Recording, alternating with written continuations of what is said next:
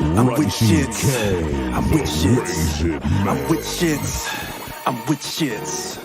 I view my adversary through a microscope as a small thing. They wax fat, we ballin'. Babylon keep falling. By all means, these salt teams is cracker dust. Esau won't respawn, they the soul people we have to crush. They shackled us, we out the cuffs. It's your turn to slow burn till after dusk. My Caucasian plantation, those reparations won't amount to much. That blonde hair with them blue eyes and that pig flesh won't hassle us. Shawty hauling that hee-haw, cause that gluteus on Maximus. My whip drip on 100 thighs. We gunning down you runaways. They from the cave, not underpaid. I'm Munga slave, just for fun play Hunger Games. Put you in the front like you running things. Uriah, any back talk, you kiss the asphalt, now sing it to the Messiah. You'll be auctioned off with the shipping costs. I'll purchase some good diver. Bought my Donald Trump and my Richard Nixon. I'm Willie Lynch incarnate. Keep a short leash on you varmint. String you up if you brave-hearted. Only thing red, white, and blue will be your remains washed off of my garment. I'm with shits like Willie Lynch, I wanna see him hang. I'm with shits like Willie Lynch, I wanna see him hang. I'm with shits like Willie Lynch, I wanna see him hang.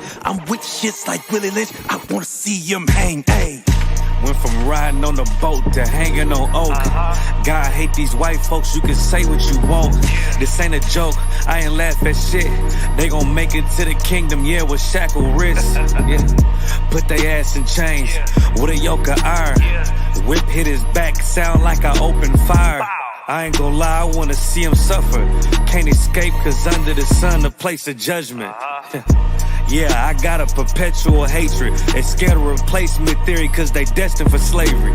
Yeah. You gotta hear this, the patience of the saints. Hell yeah. Many prophets desired to see that day. UPK, we gon' take the kingdom. He don't deal with other nations, he gon' plead with heathens. I ain't gon' stop until I see him in the cotton field. Yeah.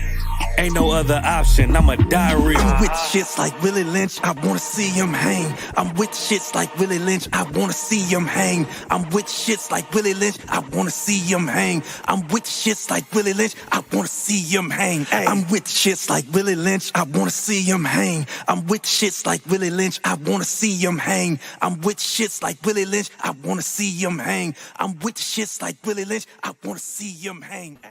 Shalom, shalom, Israel, shalom, shalom. Yah Bashim Yahweh Barakatah. Yahweh Shema Alatham Bashim Yahweh Shah. See who we got in here tonight. See who we got in here. All right, let's see. Out of one, obviously not the Zab in there.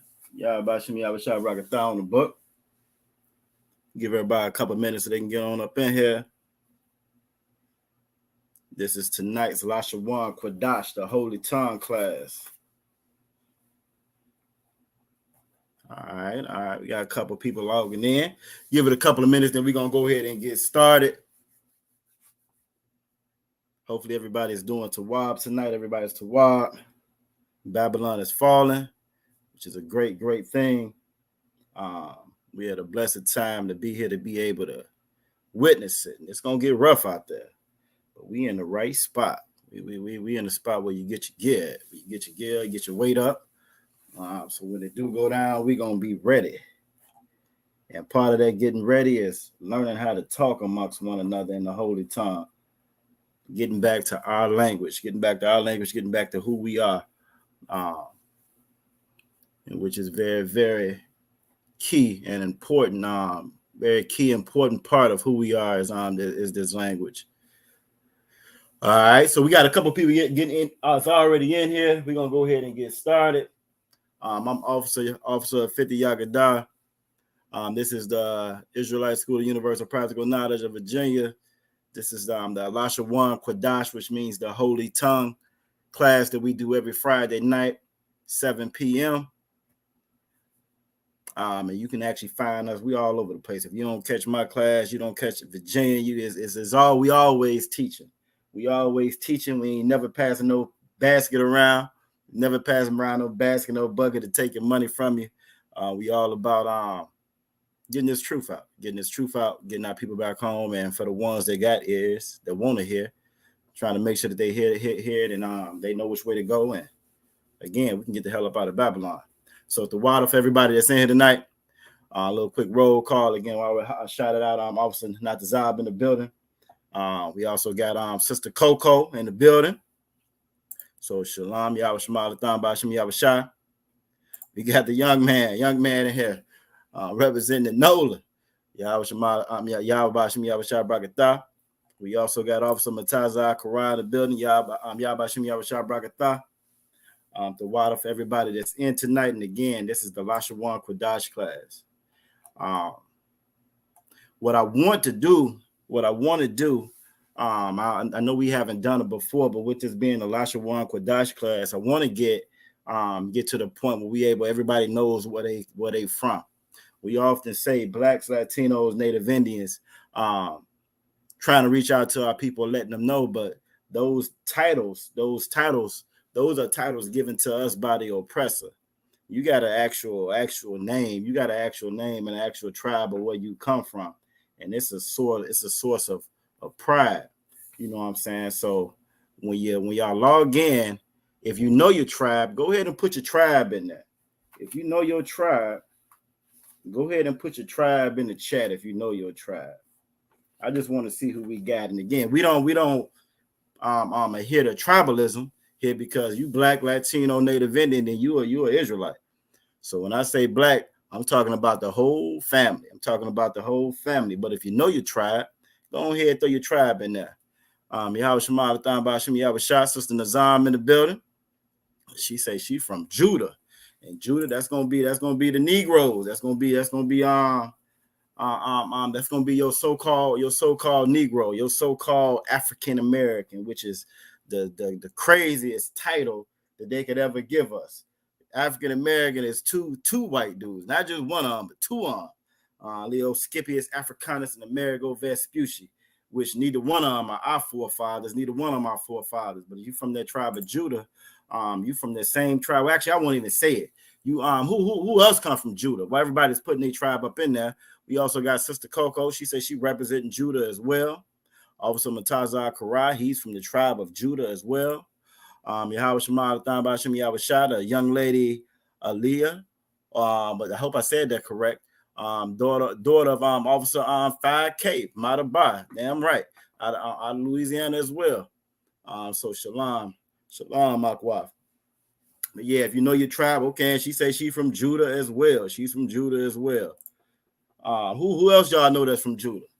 It's a very specific character, a very specific key person out there that come out that Bible, come out of our book, out of our history book, that he's from Judah as well. But they lied and told us that he was an Edomite. Float around, loving everybody, a hippie.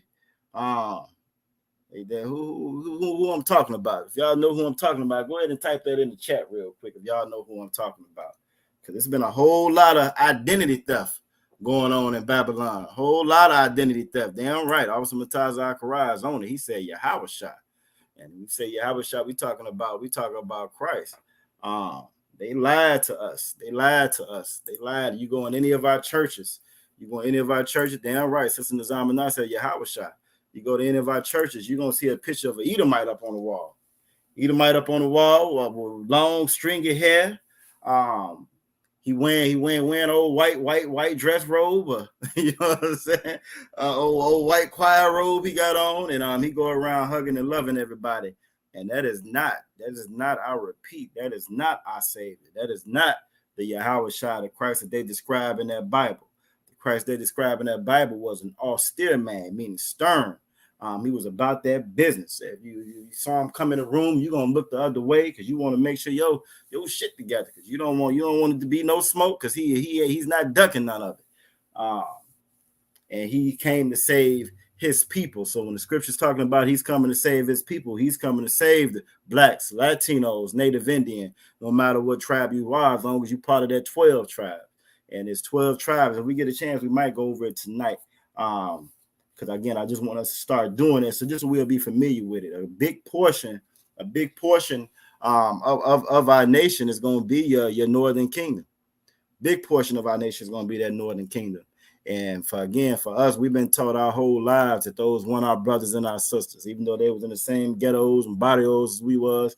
They told us that they weren't our brothers and the sisters. We all going to the same bodegas, at corner stores, and seeing each other all the time. But because they spoke a different tongue than we spoke, We didn't realize that those were our brothers and sisters. So again, when I say black, I mean black, Latino, and Native Indian.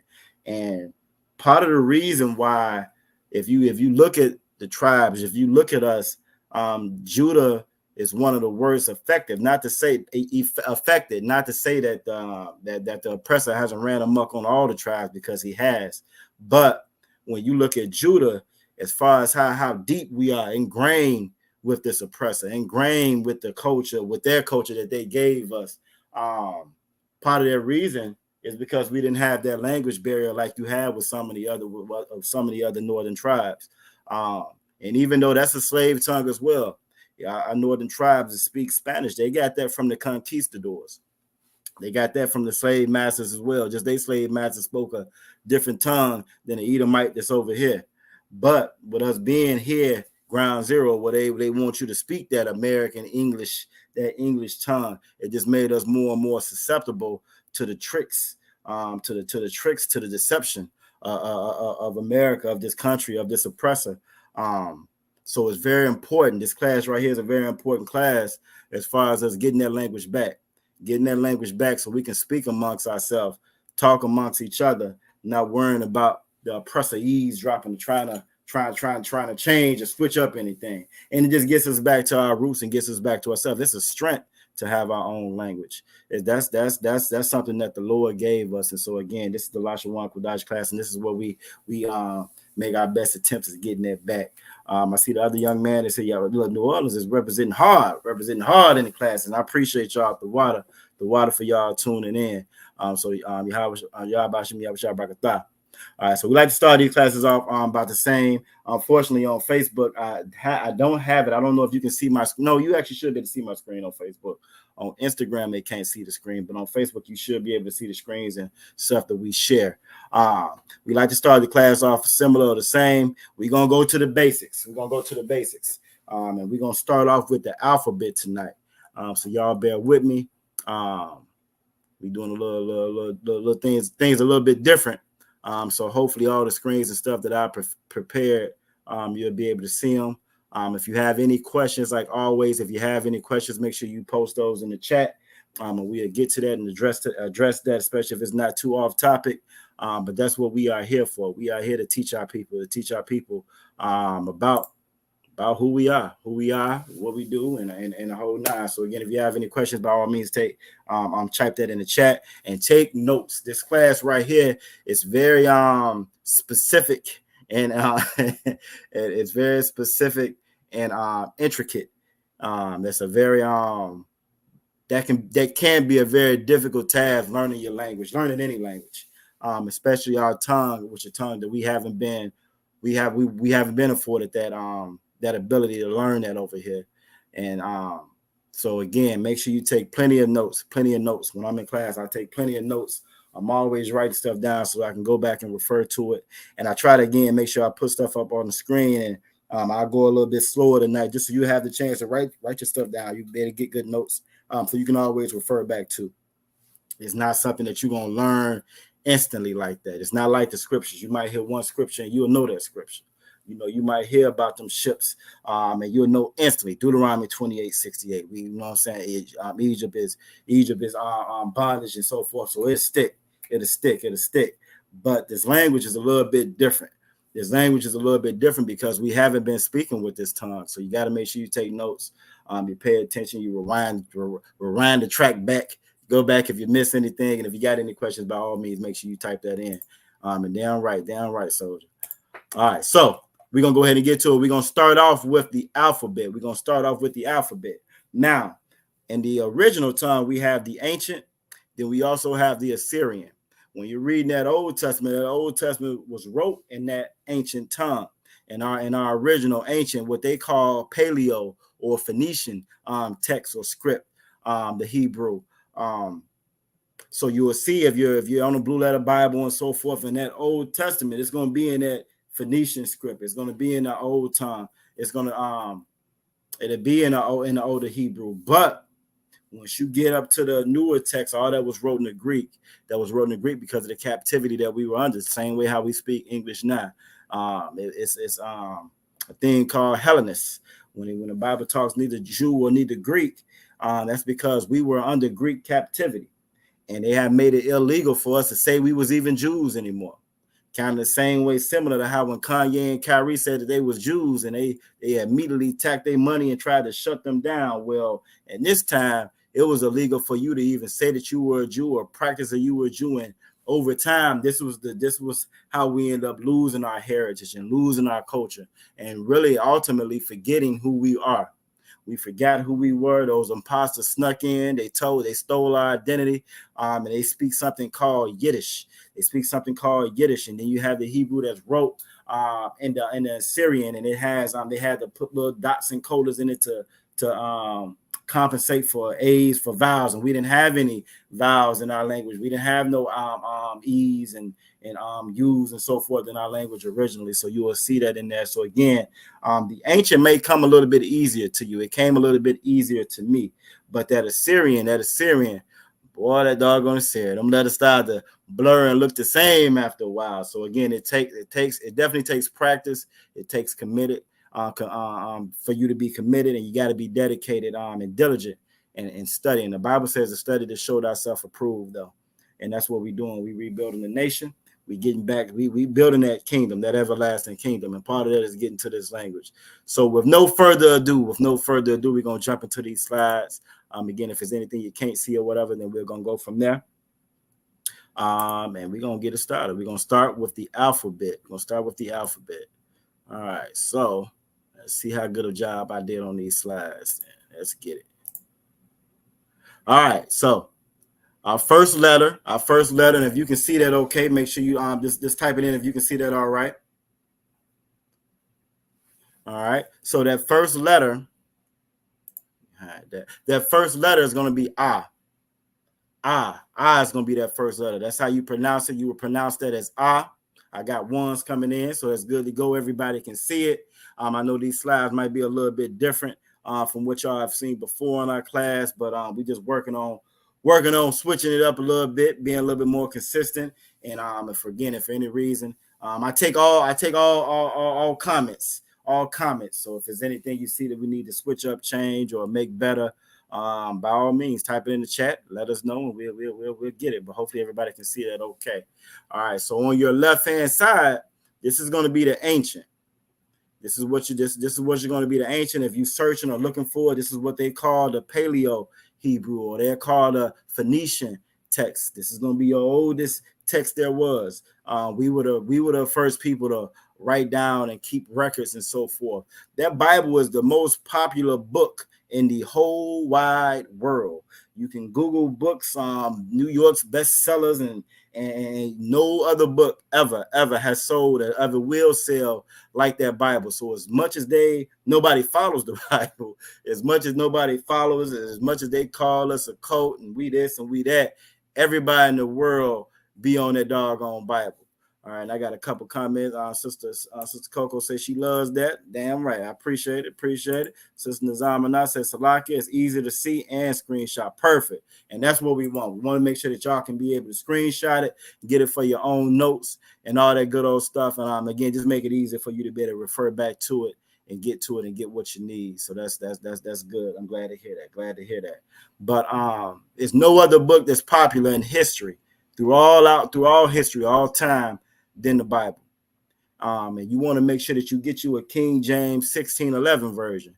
A lot of those other versions, if it's not that 1611 is the closest thing to the translation, to the Greek translation, and also to the Hebrew translation. A lot of them, the oppressor will try to lie.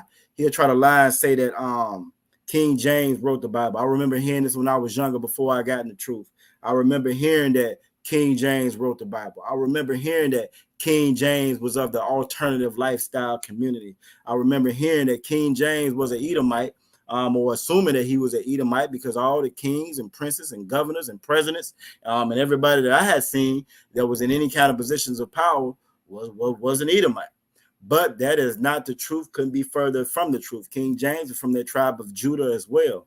And when you look at history and you get to that, what they call the Dark Ages, anytime in history when you want to know a little thing about your oppressor, about these Edomites, anytime in history when it's something that doesn't benefit them, and it's something that actually benefits us, it has a negative connotation, a negative history, a title over that period of time. So that's why they call the Dark Ages, because during those quote unquote Dark Ages, guess who was running everything?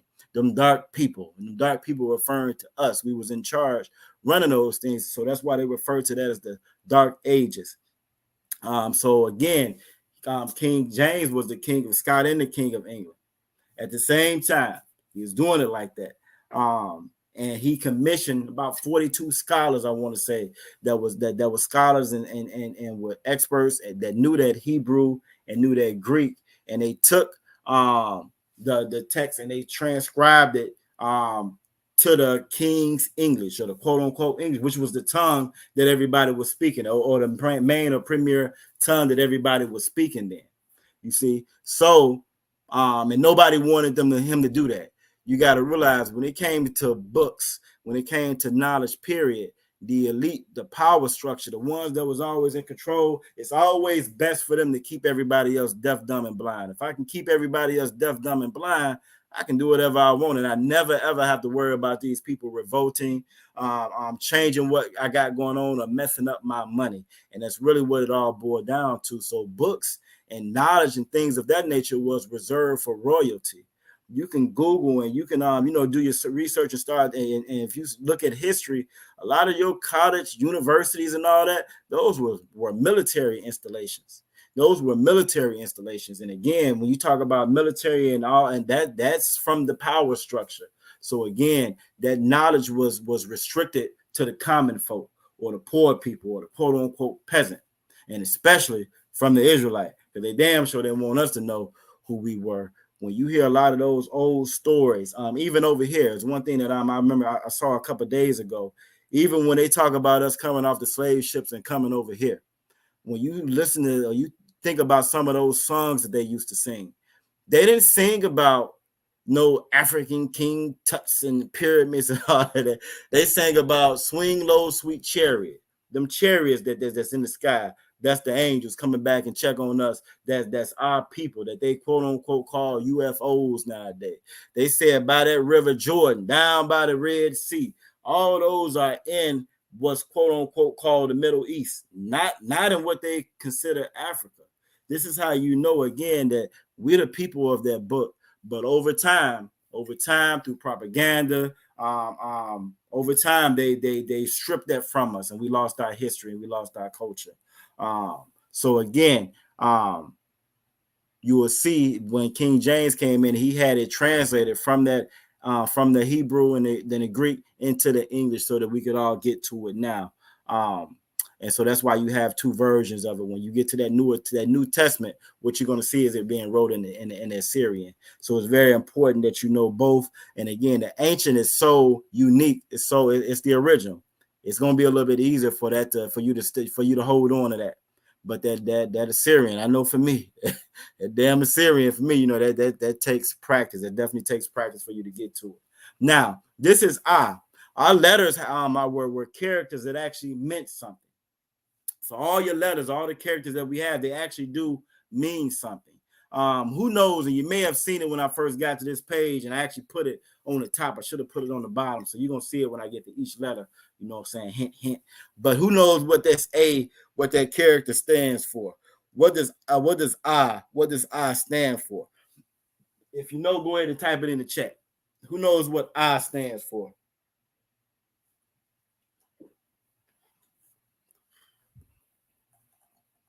Now, I give you a little hint. It's going to be kind of similar to what that looks like, what that character kind of looks like. And if you don't know, that's fine. Again, this is how we learn. This is how we learn. And I know for me, different acronyms everybody learns differently. So you may learn best by just knowing the characters. For me, one of the first times I heard one of the classes where they went over the characters, I remember for some reason all the characters before I actually remember the letters. So you may learn a little bit different. So we just want to try to give you as much as possible for you to hold on to. And again, it's going to take practice. It's going to take us revisiting it. It's going to take redundancy and repetition. But who knows what the I stands for? If you don't know, that's fine. Khan means yes. If you know, put Khan, or you can type what it means. If you don't know, put La'ah. La'ah means no. You can type that in the chat, and then we'll go from there. But again, we're gonna try to practice this stuff more and more as we go in. And we also going to try to practice, get to the point where we know all the tribes. We know all the tribes. We know not only just our tribes, but we know those enemy tribes as well. Because everybody has a tribe or a nation that they come from. Nation is just another word for family. When I say blacks, Latinos, and Native Indians, when you say Israel, we all just one big family. And it's all families. You have 18 families in the Bible. And it said those 18 families was going to be here to this day. So don't never let nobody lie and tell you that, well, they mix. And I'm this and I'm that. I always like to tell people, have you ever seen a pineapple watermelon grow out the ground? You ain't never seen no pineapple watermelon grow out the ground because it don't work that. It doesn't work like that. You are the seed of your father. You are the seed of your father. That's who you are. So if your father was from the tribe of Judah, you from the tribe of Judah as well. If your father from the tribe of Zebulun, you from the tribe of Zebulun. If he's from Asher or Naphtali, then that's who you are as well. If he's from Issachar, which is the Mexicans, then you're a Mexican as well. If he's from Ephraim or Aparium, that's the Puerto Ricans, and we're all one big family. But those 12 tribes came together to make what we know as Israel. So I see some eyes coming here, so we're gonna go ahead and get to that as well. So that character I means alap, or cow or cattle. And if you kind of look at the picture of that character, you will kind of see where they get that. If I could rotate that and show you, you would kind of see where they get that picture of that, how we got to or alap. Our language, our culture, our heritage, the law, it makes sense. That's the one way. That's the one thing that really kind of struck out to me, or that really stood out for me when I first came into the truth. Our stuff makes sense.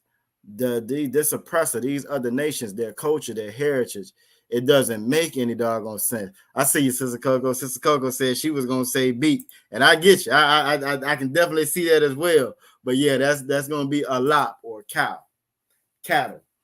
We were sheep herders. You know what I'm saying? We were sheep herders, and we dabbled in cattle, and because of that gift that the Most High gave us, that's how we related a lot of things. When you hear that word husbandry is just taking care of the land and the cattle, the livestock, people, and so forth and so forth. What they kind of call agriculture and all that today, all that is a derivative of what's called husbandry. So that's how we related and counted things. And that's how we related and just, you know what I'm saying, made sense of everything. And so again, is alap, which is also cattle or cow. All right. And that should be long enough on that one. We're going to go to the next one. Our next one is going to be Ba. On your left, you have your ancient, and on the right, you have the Assyrian. And on the bottom, you got the pronunciation for it, Ba. And I may be able to get them all in there. So instead of us quizzing each time, let me see if we can. Oh, that's fast. Hold on. Okay, that'll work. All right, so Ba. And Ba is Bayath. Ba is Bayath, or tent.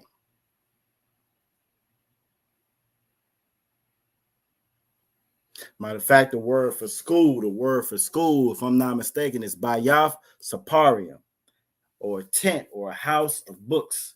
And that's what a school is. So Bayath is tent. On the left, you have the ancient, and on the right, you have the Hebrew, or you have the Assyrian, Salakia.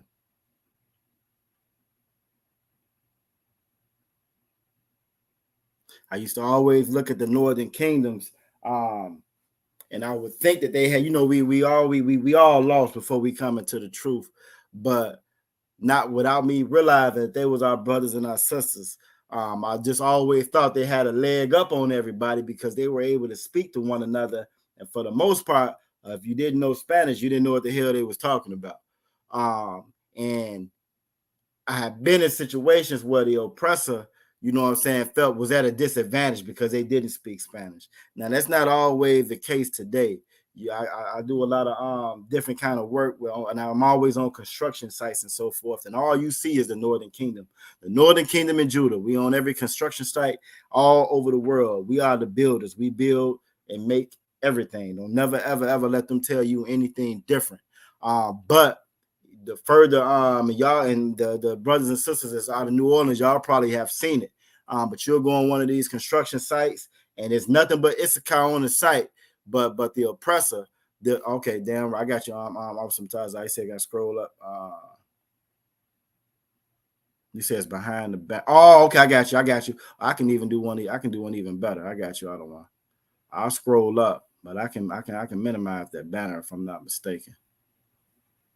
Either minimize it or y'all know who I am. I get rid of that banner to make it easier for you to see. But depending on where you go, some of these oppressive has gotten so doggone slick. they done got so doggone slick. They now they know Spanish as well. So they know that as well. So it's shocked me the first time. Then I noticed that it was pretty common where you'll get to a site, and again that oppressor he knows it as well. He eavesdropping and trying to figure out what's going on. Also, I guess he heard gringo so many times he figured he might need to figure out what the hell they talking about. But again, I was impressed or envious of them, not realizing that was a slave master tongue as well. They learned that. Again, they learned that from that oppressor. They learned that from the conquistadors. So B or Ba is going to be Bayath, and that's going to be tent in the Hebrew. See, I need to reduce that space a little bit to make sure we can see it all on one screen. All right, you also have Ga. Ga is going to be the next letter. Ga. Ga is going to be Gamar or camel. Gamar or camel. Ga. Yep. Sister Nazama Na said, yep, she is supervising the plant, and they be ear hustling hard. Damn right, they do. And you know what I'm saying? They can. It's always that stigma. I'm from up north originally, right? It's always that stigma, and I grew up for the majority of my life being up north, and then I ended up going down south as I got older.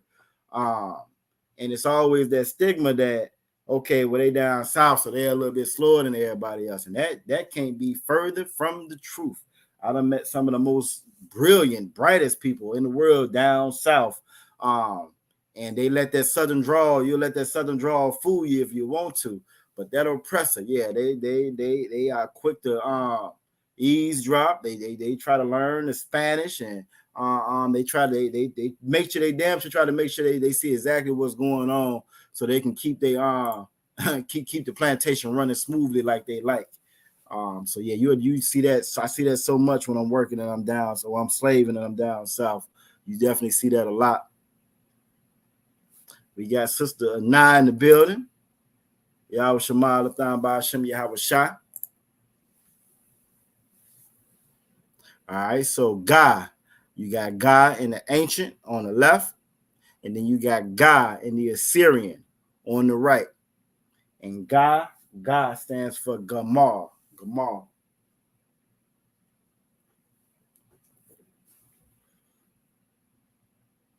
All right. Next up, we got Da. When you see the shield, that we wear, you'll get a lot of people that don't know the Bible, don't know what the hell they talking about, and they quick, even them imposters, they're quick to say this is the Star of David. But while y'all taking your notes, who could tell me what a star looks like? What shape is a star? Who knows what shape a star is? Who knows what shape a star is? I'm gonna show you how dumb this oppressor is, and how dumb he's made a lot of us as well. It's so many things is right there out in front of your eyes. You know what I'm saying? The Bible says, just open your eyes and look and see. Ask the animals, ask the trees, and they would tell you who this devil is. Devil just means deceiver.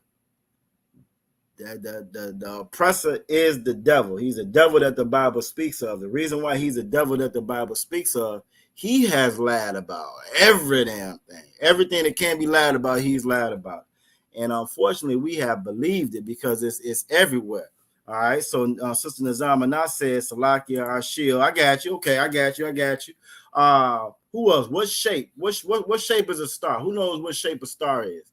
Because when the Bible says, when it's talking about a star, they're getting that from one particular verse. And I may bring it up in the next class that we in, because I don't want to throw y'all off on the slides or whatever. But in the Bible, it's a verse that talks about the star of Molech. And that's where they actually try to get the quote unquote star of David and all of that from. They try to get that. They try to say it's devil worship and so forth. But again, nobody knows the Bible outside of the Israelite School of Universal Practical Knowledge. Nobody does. So like Sister Nazama Nah said, our shield, that's going to be Magan. Magan Dawada. Magan Dawada is going to be the shield of David. And this is a shield. So when you see that Dawada, you see your da, the triangle shape there. You flip that upside down. That's your other da, and then you got your Y, which another letter we're gonna get to shortly. So that's his signet. I don't know if y'all ever seen some of those older movies. You ever seen any of those older movies, especially movies with the older Nosferatu or Dracula or the vampires and so forth? Or they over in London, when that king or whoever's in charge as secretary gets ready to sign a document, Salakia, and you will see them kind of melt the wax. You'll see them melt the wax, and then they'll take their ring and they'll stick it in and they'll put it in the wax so that their symbol is on there. That's where you get the Dawada from. The Dawada is just that first part of that triangle flipped upside down, and then you got the Y in there as well. So that was the signet. That was the signature of our King David. So that's where you get that Dawada from. That's the signature of our King David. But so again, they may have the old wax and they would seal the letters and like that. So that way, when that messenger took that letter and he took it to the other person that was going to get it, the other king or queen or whoever was in charge, they would look at that authority figure would look at that and see, okay, this seal hasn't been opened. Then they would look at it and see that crest. They would see that sign or that signet on that seal. Now they know where this is coming from. This is official. This is coming from the king. So when you look at our shield, that's what that is. That's going to be your Dawada. That's what that is. And that's called the Magan Dawada in the Hebrew, the shield of David. But when you look at when you talk about a star, the Bible says that a star is a circle, and that's going to be in the sky. A star is a circle. The sun is a star, right? Everybody recognizes and know that the sun is a star. The sun is a star. But that star, that sun that you look in the sky, it's no definitive points on that sun when you look at it, if you can look at it that long. That sun is a circular shape. It's a ball of gas. So a star is a ball, a circle.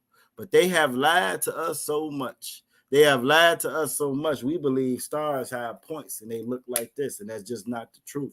This oppressor is not as smart as he doesn't deserve the credit that we give him or the rest of the world gives him. So again, when you talk about that Dawada, that Magan Dawada, that's our shield, and that's just his name. That's his signature. That's just his name, and that's all that means. In the Bible, when it talks about the star of Molech, the star of Molech was an idol. It was an idol of Rifram, an idol that they were sacrificing the children to. And maybe again, next class I get into, we'll pull those scriptures up and kind of go over that, because that's a good piece of knowledge to have. But so when it talks about that star of Molech, what it's talking about is just like your stars you have today, like your LeBron James and your Michael Jordans and your Mayweathers that take $50 million and send it over to some of the richest people on the earth, and sends his private jet to some of the richest people on the earth because they own all his contracts and so forth. Like your Leon Cohen's that own all the music. And when he's asked, well, why you make music to talk about drug dealing and drug using with everything that's going on, he says, well, I got to feed my family. Keep in mind, now these are some of the richest people as ever walked the earth. Why? Because they own the media, they own the television, they own the music, they own all of that. They've been stealing our resources from the very, very, very beginning. And because we don't know it, they get away with it scot-free. You think about it, any star, especially if you're a little bit older, think about all the stars you know, music stars, television stars. Every time a star dies, I think Matthew Perry was one of the last ones. Now he's an Edomite. He was on that show Friends. Friends, they, boy, if you know how much money they was making off of this show. I'm talking about buku money, multiple digit millions every episode. That's a whole another topic. But even him, when he passed, one of the first things they always say, he suffered from drug addiction. He suffered from drug addiction, or he battled addiction for this long. And that's prevalent. That's known. The difference with an Edomite star and our stars, not only do they suffer from the drug addiction, they also suffer from being homeless and broke. They never have no money once they leave. And it's because, again, those other people done stole everything from us, and we don't even realize it, because we don't realize who we are. So when it's talking about a star, again, the star is a ball. It's a circular. It's a circle shape. A ball of gas. The sun is a star. But this shield right here, that's the signature of our king David. This is the Magan Dawada. And Sister Nizama said it's wild because we was drawing it at a young age and didn't really, damn right, we was drawing it at a young age and didn't realize it, thinking that it's a star.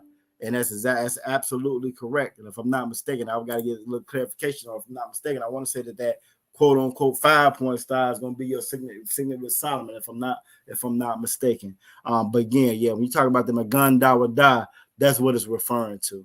That's what it's referring to. And it's so sad because depending on what region you in, and really it don't matter where you at now, because gang culture done spread all over the place. I'm from up north, so I grew up around vice lords and gangster disciples. So being up under that 5 or being up under that 6, that was critical. That was crucial.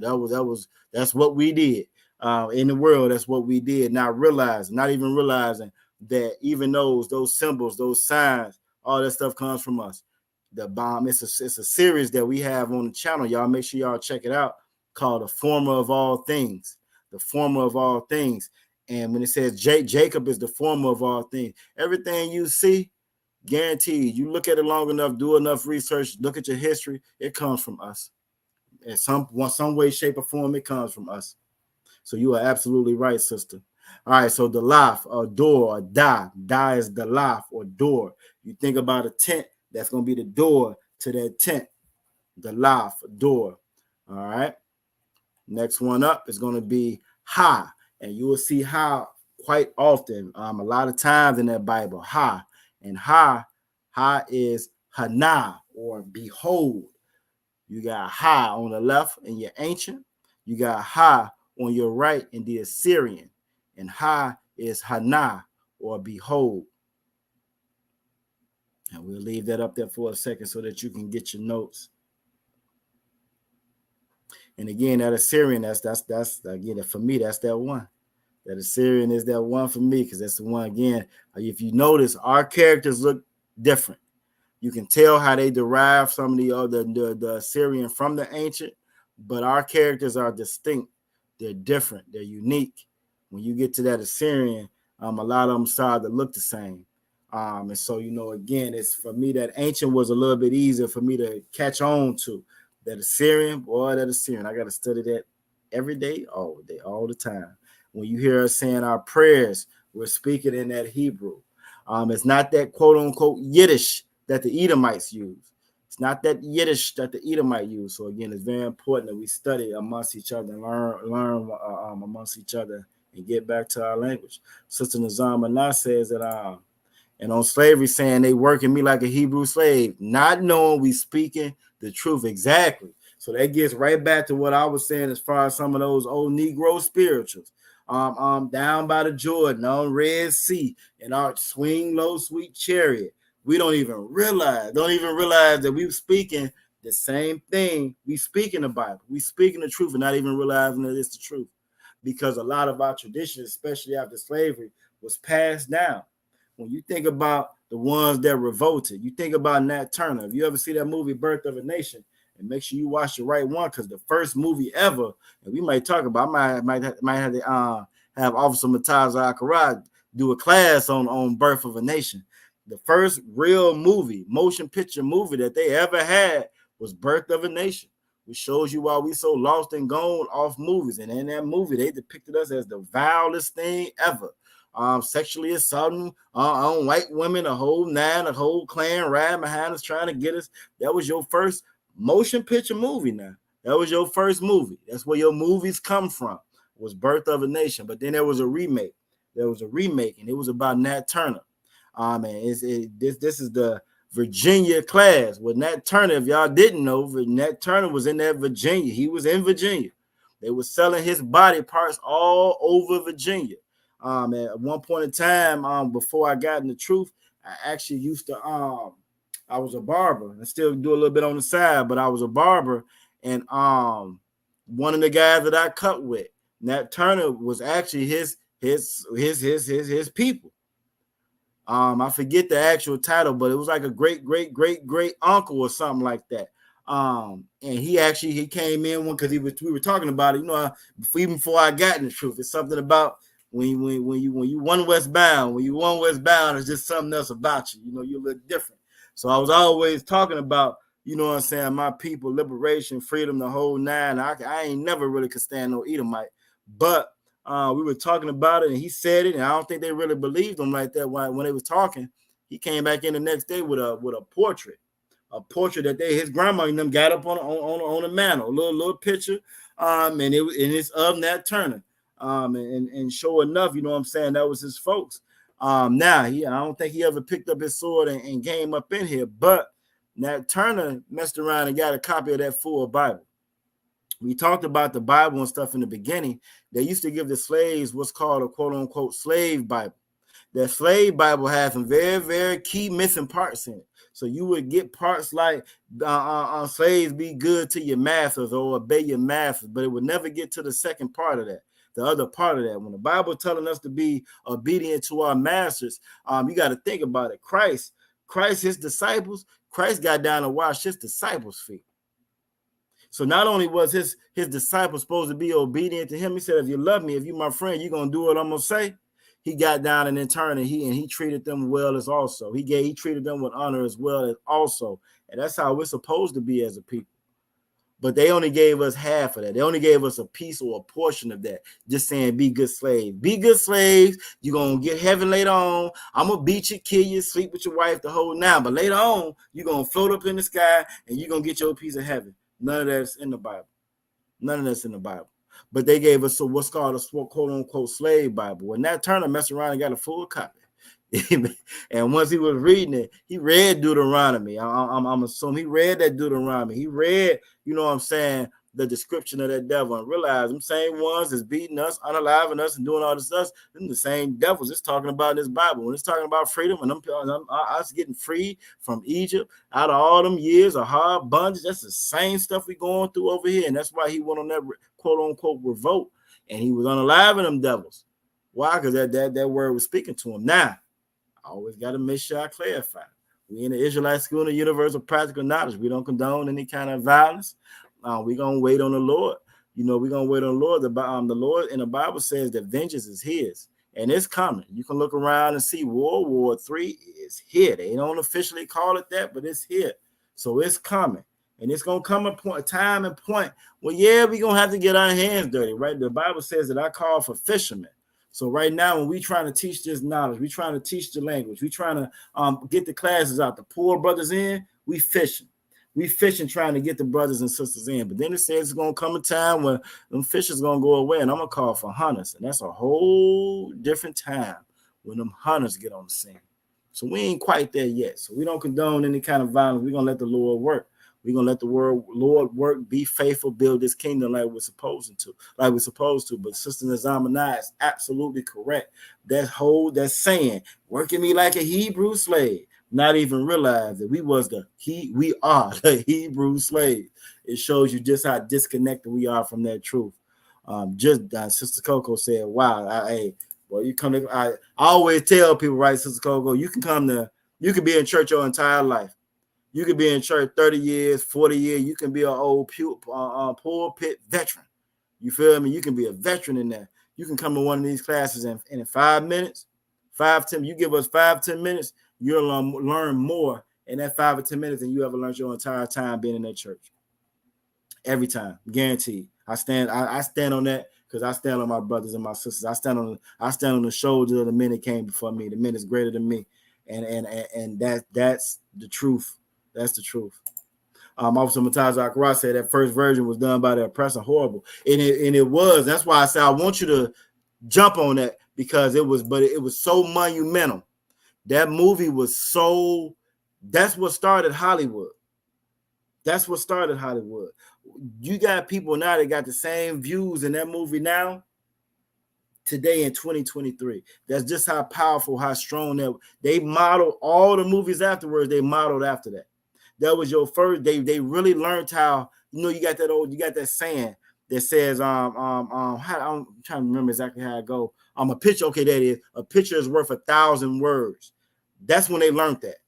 Oh, they learned that shit then. They learned that a picture, a moving picture, a movie is worth 1,000 words, more than all the books they can write, all the propaganda they can come up with. Boy, if you put it in a movie, everybody walks away and believes it. They believed that we was the worst, most vile thing on earth. They believed that we were just running down oppressor she-saw, running down oppressor women and just taking them. They believe that, and they believe a lot of that to this day. That's the same sentiment that you will see in your courtrooms to this day. You watch Fox News, it's the same sentiment. It's the same thing. We subhuman. We the worst of the worst. You forget all the stuff they did to us. All of it. And then the one that's playing us in the movie. Well, we weren't in no movies in it back then. So he was in blackface. This is an oppressor with an oppressor's idea of us. And again, it's such a, if you've never seen it before, watch it. The young man that's paying attention, watch that movie. Watch that. You'll see how all your movies are. You look at all our movies. It's hard for me to watch Tubi, and Cat be getting on me because he said they got they got a good catalog. But you watch any of our shows and we always in the trap. Our women always on the pole. We always trying to get this pack off. We always we fulfill and run to be in that character when we are so much greater, so much better than that. And a lot of that comes from that very, very, very first film. It set the pace for Hollywood for generations, centuries to come. So yeah, hopefully that's my shameless plug. Hopefully, my Officer Mataz Akra jump on that one of these classes. Since Nizam and I said, yeah, we the salt of the earth, no doubt. Everything they get from us. Everything, even that movie was monumental and powerful. And even though it was derogatory towards us, it was about us. It's still, you think about it. Now, y'all in charge, y'all got your own thing, but it's still about us. Don't nothing shake, rattle, or roll without us. And once we really, really, truly realize that, truly realize that, we'll stop wanting to play the victim or stop trying to play the demon in their movies. Stop trying to fulfill that character that they done wrote for us. And realize that we write the character. We really are. We are the best of the best of the best. It's just that we've been taught to be the worst. And the thing about when you the best, when you the salt of the earth, even if you're doing something wrong, guess what? People gonna follow you into doing something wrong, and you're gonna be good at doing something wrong. That's that gift and the curse of being the salt of the earth. This is why we're supposed to be the saints of the earth, but this oppressor that taught us to be the devil, and we like being it. And this is why you see stuff on the decline like it is. And if you're a little bit older, you done seen how hip hop ain't like it used to be. I remember them old folks saying, "I don't see how y'all listen to this mess. And we up there, it ain't that bad, it ain't that bad." And you look at it now, we just like them old folk. Oh, this done got out of control. It's like got out of control. Sister Coco said she agree. All right, so let's get back to it. Ha, and you're gonna see that. And when we get to the Lord's name, Yahweh, ha means to behold. Next one up is gonna be Wah. The Wah, you'll see it on the left in the ancient. You'll see it on the right in the Hebrew. Now that Wah is one of those that when I say that Assyrian can be a little difficult or tricky. When I say that Assyrian can start to blur and look just like the other words, that Wah is one of those ones. It'll look like some of your other characters, some of your other letters or whatever. So again, it takes a good amount of studying so that you get used to seeing it. But Y, you got Y in the ancient on the left, you got Y in the Assyrian on the right. And that Y, if you look at the ancient, that Y stands for fish hook. Stands for fish hook. And that's your Y.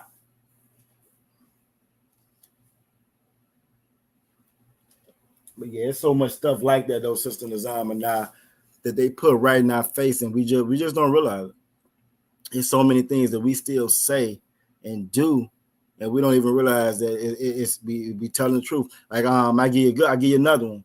I know y'all probably all done heard it. They cuss me out. They call me everything but a child of God. Think about that. We are the only children of God, and we the only ones who use that saying. They call me everything but a child of God, not even realizing that you are the children of God. They put it right in front of your face. It's something they say. If you want to have something for somebody, put it right in front of them. Don't put it on your bed. No. Put it right in front of them. Well, they put our truth right in front of us. They thought that little of us to put it right in front of us. When you hear those stories about, okay, the slaves, they catch them with books and they burnt their eyes out and so forth, what books you think they caught them with? Because if you think about a slave, right, slaves did all the work. So if you're a slave and you got to do all the work and you got to go down to the market to buy potatoes for the master because that's not your crop, or you got to go down there to buy this and buy that, you mean to tell me that you don't know how to read this slip, how grandma used to call it? You don't know how to read this old slip to see what's on it? You don't know how to read. The master won't 4 bushels of potatoes. You can't read. The master won't 4 stalks of corn. You can't read none of this. That makes no sense. It makes no sense whatsoever. It wasn't that they didn't want us to read. They didn't want us reading that Bible. They didn't want us because we were closer to it then than we are now. It's stories of like when if you would have got down to the last Passover when we went to Stagville, the plantation. When those slaves first when slave was first over, they were leaving and going off on their own, hadn't to have service on Saturday.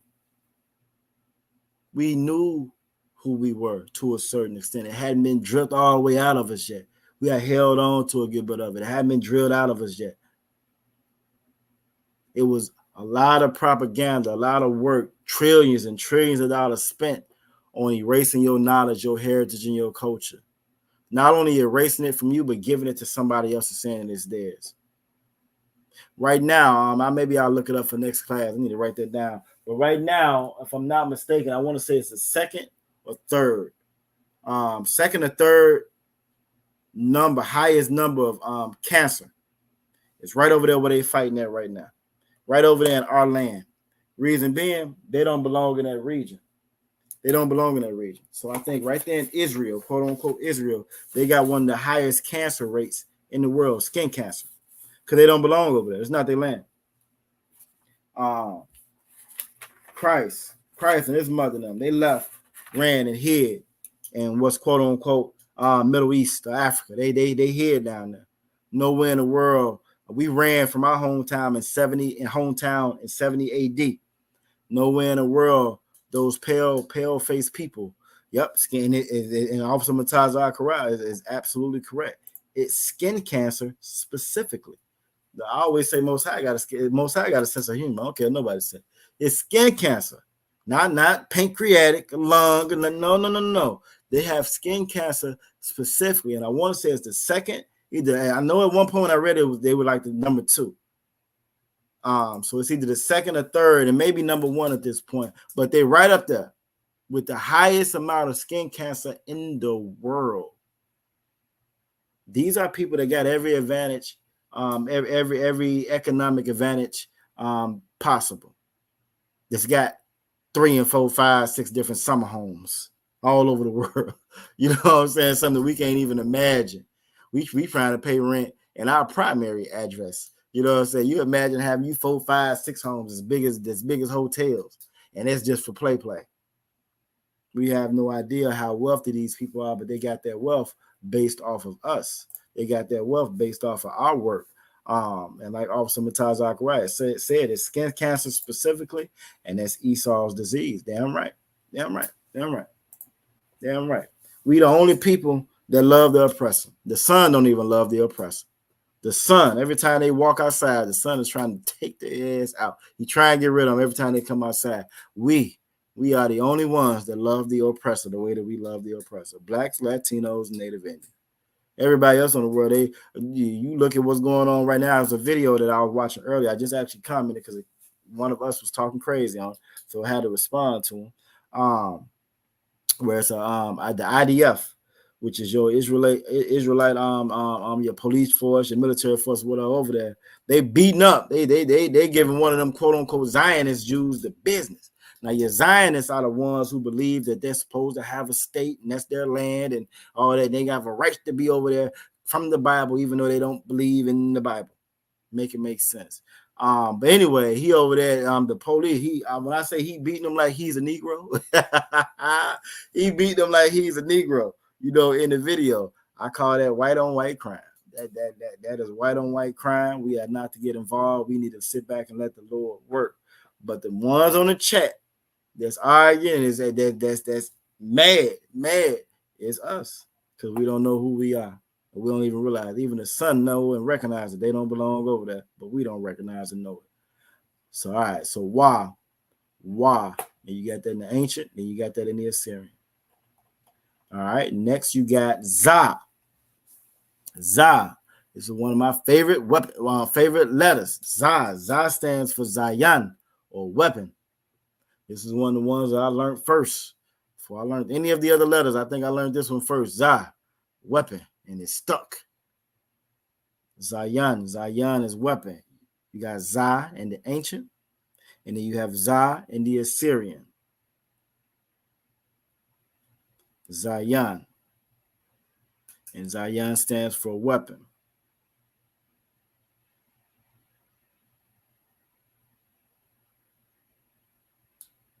So hopefully y'all are getting some good notes.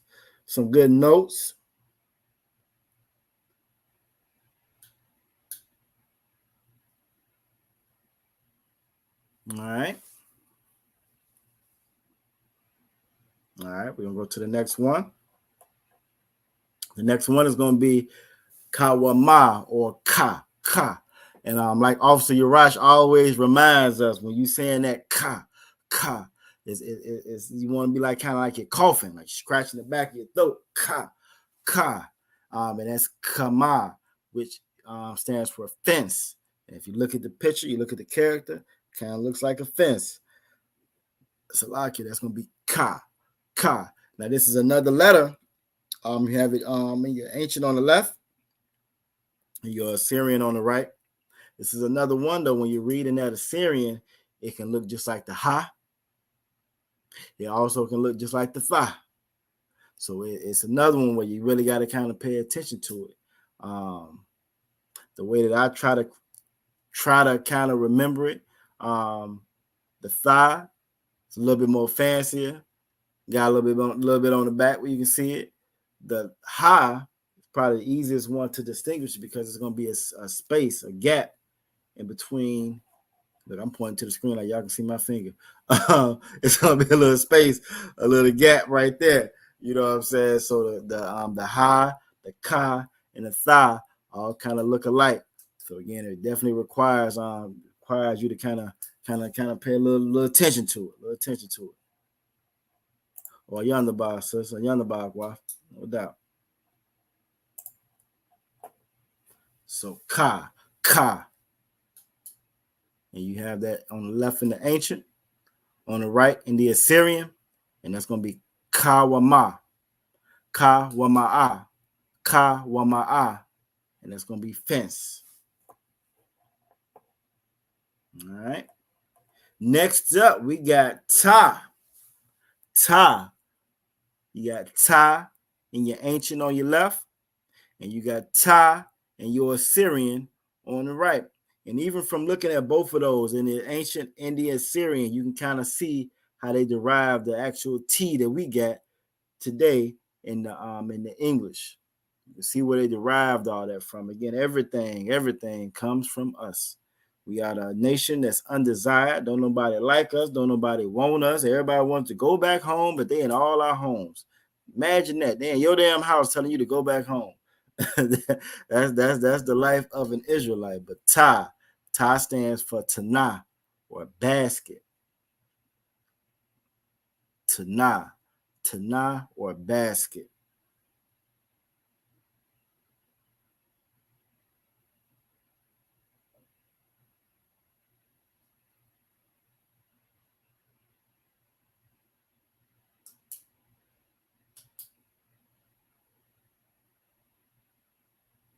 Tanah, or basket. Basket meaning basket, like your store, or so forth. How you gather your goods and all that. Basket. Now, also in that Assyrian, that ta can get a little confusing as well, because it's very similar. It's gonna be very similar to your pa, with the way you write that out. It's gonna be very similar to that pa.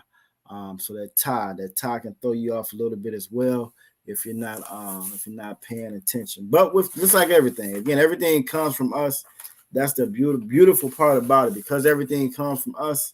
You got that reassurance of knowing that if anybody can learn it, you can learn it. If anybody can do it, best believe you can do it, because you're the ones who did it at first anyway to begin with. So that ta, and again, that ta is gonna look very similar like to that pa. It's gonna look like that pa. All right, so we're gonna go to the next one. You also have Yah. This is another one that you will see quite often. Your Yah in the ancient on the left, and Yah in the Assyrian. Now, me, I always get that Yah and that Wah confused, but if you look at it, that Yah is just real short, almost kind of like an apostrophe. That Yah is real short, real small. That Wah is going to be extended. It's a lot longer than that Wah, but I always, for some reason, get those confused. And Yah stands for Yad, which is your hand. Yad, which is your hand.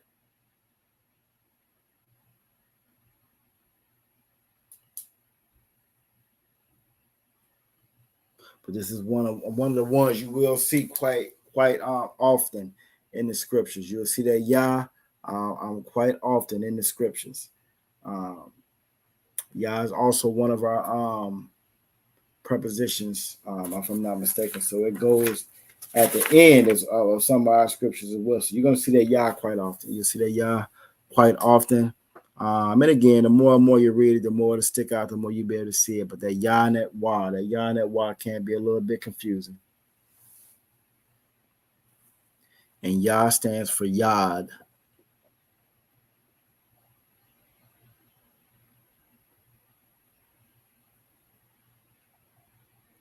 All right, another one that's pretty common is going to be Ka. Now, with this one, this is our first one like this. Let me make sure I get it centered just right so you can see everything. All right. With this one, you notice you have two characters on that left-hand side under the Assyrian. And even though it says it right there, and you should be able to see it, why do we have two characters? Who can type in the chat? Why do we have two characters for the Ka and the Assyrian? Who can tell me? Let me check this real quick while y'all typing it in.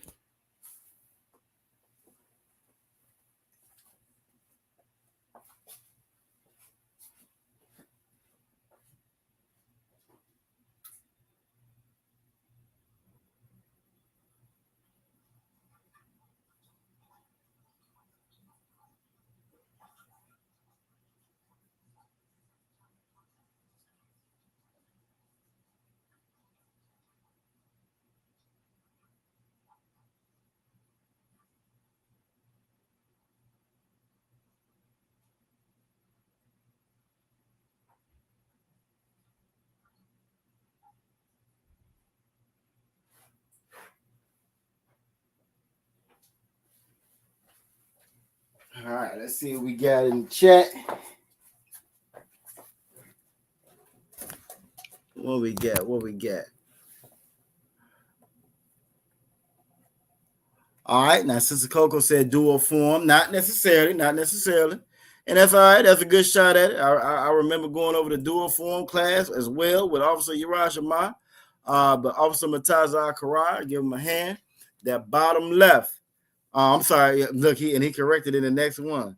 Salakia. The bottom right is what we use when a letter comes at the end of a word, and that's absolutely correct. So when a letter is at the end of a word in that Assyrian, when it's the last letter at that word, it's going to change for ka. So you won't see, if you can see my arrow, you won't see the one at the top right there. You're going to see this one down here at the bottom where that red arrow was pointing at. So if it's at the end of a word, if it's at the end of the word, then you're going to see that character in that bottom right in that Assyrian for ka.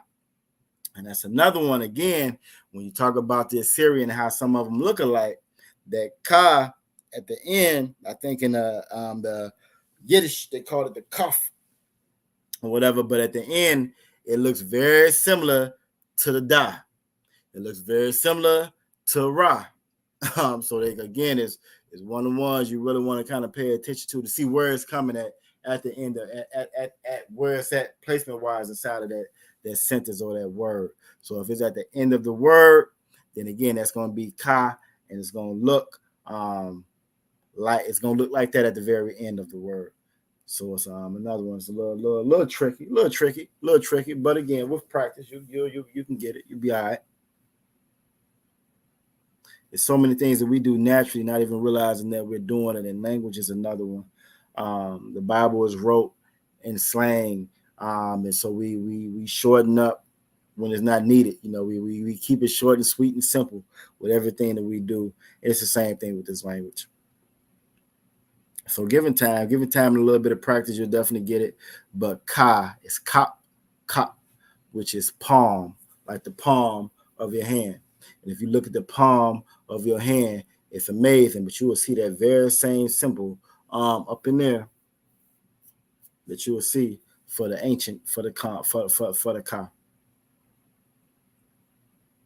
And that's where they get that from. So again, that's the palm of your hand.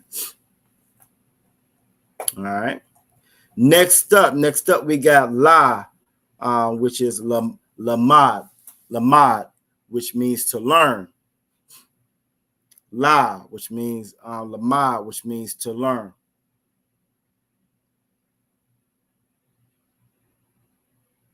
And I think I've heard that la is supposed to be kind of similar to a staff, if I'm not mistaken, like our elders, and where you get that learn from.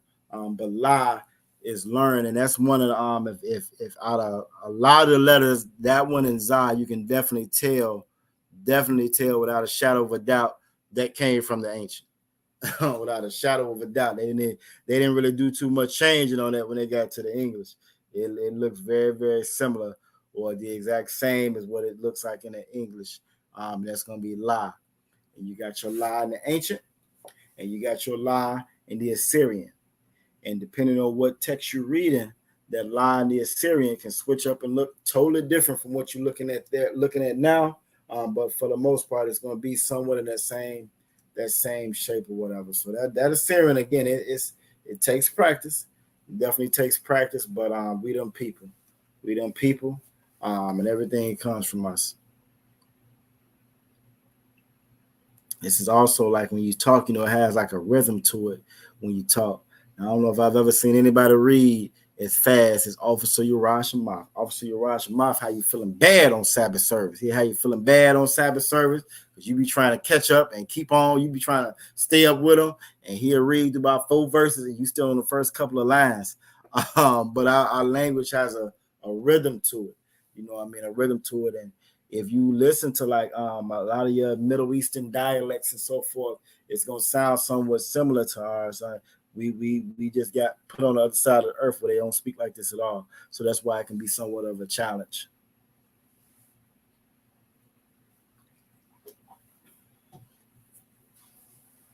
Well, I was just about to get ready to say, Officer Mataza Akara, I know you can relate. And Officer Mataza Akara said, damn right, you make you feel bad. Officer Urash Mom make you walk away like, I ain't learned the damn thing. I ain't learned nothing. I don't even know what I'm going to class for. So don't never ever feel like that. It's just, again, it's a testament to, You put that time in and study it, and you'll get like that as well. But I mean, he read it like, yeah, like look, hey, obviously watch Mobby running through them doggone scripture, running through them so much, you'll have to go back and check. I bet he ain't say all of them. You get to reading, he said every last one of these damn words. But it's again, you just get better and better with it the more and more you do it. It's like with anything, the more you practice it, the more you do it, the more it makes sense, the more you get used to it. So he is definitely a testament to what you can be or what you can get to if you put that time in with this Hebrew. Sister Nizam and I said, all good. We have to be taught over how to walk, talking rightly. Tell me about you. You are absolutely correct, Sister Aqua. You are absolutely correct. We got to learn everything. The Bible says, you can't pour new wine you can't mix new wine with the old wine. You got to put that old wine out first. When it talks about getting rid of that old man, it's referring to those exact same things, So, and it's the same thing with the language, with our tongue. You got to start all over again. And I think for me, I retain a lot, so I had to dump a lot to actually get to the spot where I can actually start to learn it. Because you got to dump a lot of those old habits that you get with learning the English tongue. But it can be done. It definitely can be done. And that's the Bible. That's the word. That's the truth. The more you put in, the more you're gonna get out. The more you go towards the Most High, the more He's gonna come towards you. He's gonna give you that knowledge that you're seeking, that you're searching for. But again, you gotta want it. You gotta want it. I always like to go to Exodus 15:3. Says the Lord is a man of war. Warfare is a fight. So if you don't fight for it, you don't really want it. And if you think about it, when we was out in that world, we'll fight for all kinds of stuff that don't make no sense. We'll fight for it. We'll fight tooth and nail for it, get locked up for it, the whole nine. We out in that world, so it should be the exact same way, if not stronger, or more compelling once you get into this truth. And we're gonna get it. We're gonna get it. And the more we work for it now, the more it's gonna make sense, and the more it's gonna benefit us later on. So lie in the ancient on your left, and then lie in the Assyrian on your right. And lie stands for lamad, or learn. Next up is gonna be mayam, or ma. Now ma is another one of those letters where it's gonna be different at the very end. You got ma, your ancient on the left, and then on your right you have your Assyrian. On the top, that's gonna be the ma you get if you're at the beginning of a word. At the end of a word, that little house right there is gonna be kind of closed up. It's gonna be closed up, more block shape, and that's gonna be the ma that you get at the end of a word. And ma stands for mayam, or water. Mayam.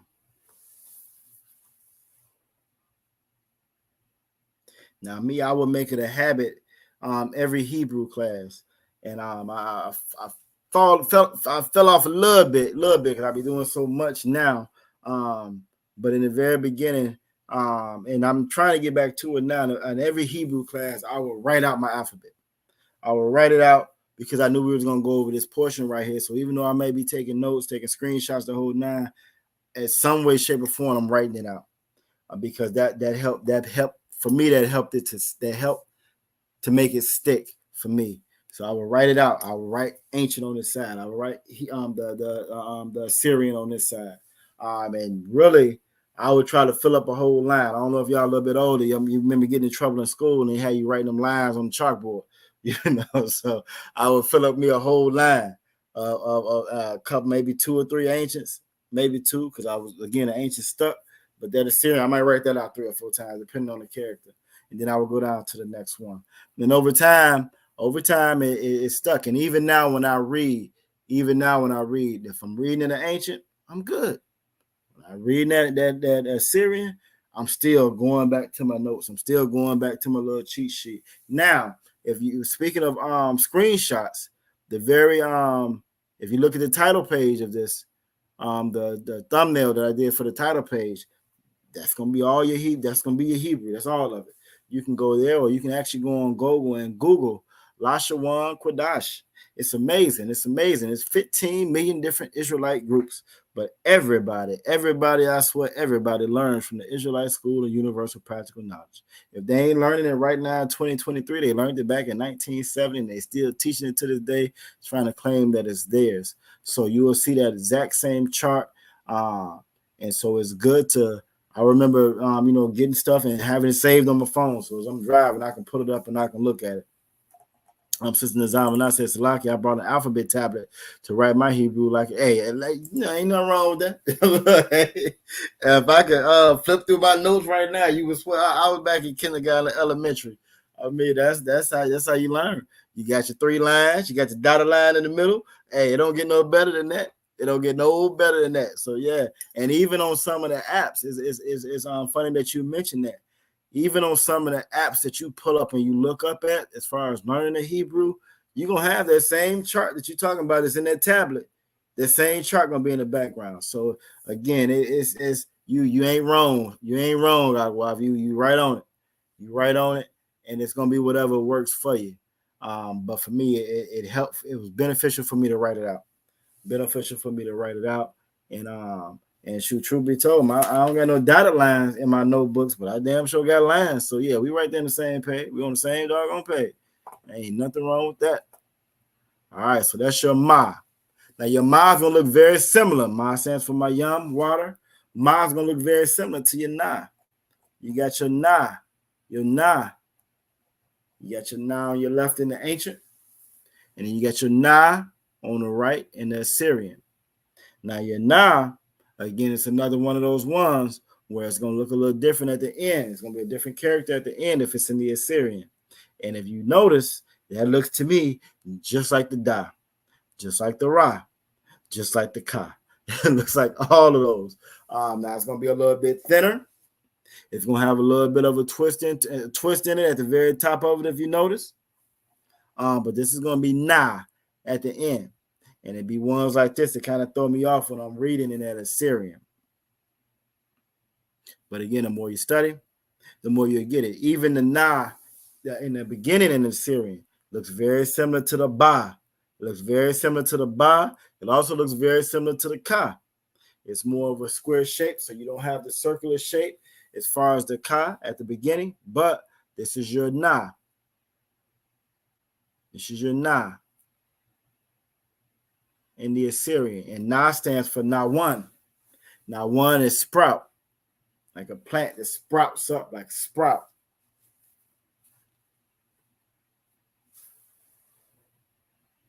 So your M is Yan. Your M, that's going to be your water. Your N is going to be Nawan. So M is Mayam, ending in the M, and N is Nawan. And then in the end, just like N, Nawan, which is sprout.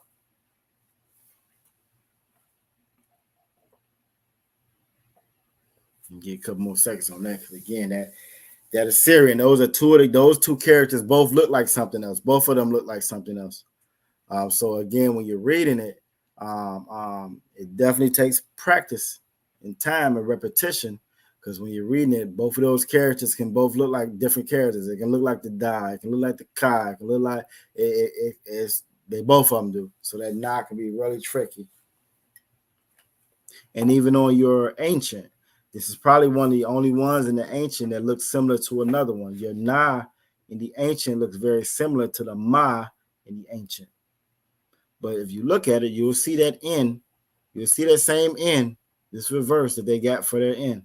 The same N, and you'll see that same M in the Ma, same one, just reverse. All right. Next letter up is going to be Sa. Sa. You got Sa in your ancient on your left, and then you got Sa in the Assyrian on the right. Now that Sa means Samak, or establish. If you look at that symbol, or you look at that letter or the character of the Sa, that's like a flag that you plant. Sa. All right. Awesome. Taza Akara gave us old tip. He said that Na in the Assyrian stretches down further than the Y. Okay, Khan Awakan. And look, Sister Nazama, now you were talking about that book. But that's where that book comes in handy at, because you got those 3 lines. So as you're writing that na in the Assyrian, like Officer Matazar Karai is saying, it's gonna come down past the end of it. You see what I'm saying? So that's where that book, again, ain't nothing wrong with that. It's a reason why they gave us those in the beginning. I think it's one of the saddest things. They stopped teaching cursive a long time ago back in school. I remember when my son came home and I asked him something and they didn't know what the hell cursive was, and I felt real old. But that book that you're talking about, that tablet, that handwriting tablet that you got, that's what that's for. So you can distinguish between certain words. Certain letters is gonna go beyond that bottom line, go beyond the dotted line, and you can definitely show that with that. So like Officer Matazar Karai saying, that na in the Assyrian, when you get to that na, that last character, the one that's at the end, it's gonna go down further than that y. That y is gonna stop right there at the bottom of that line. That na, it's gonna go past it at the bottom. So that's a very good point. Very good point, Officer Matazar Karai. But sa stands for samak, or establish, and it's gonna be like a flag that you're planting.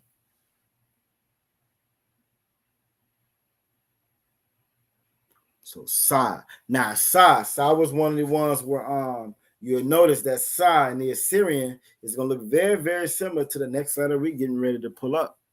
So you have your sa in the ancient on your left, and you have your sa in the Assyrian on your right, which stands for samak, or establish. But our next letter is going to be I, or ayan. And that I in the ancient makes sense because it looks like an eye, like the orbital, the circle of your eye.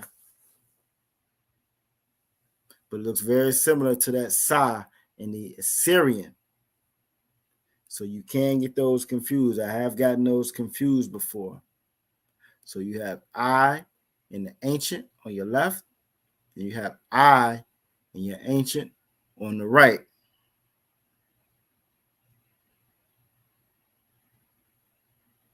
And I stands for ayan, or I. Ayan, or I.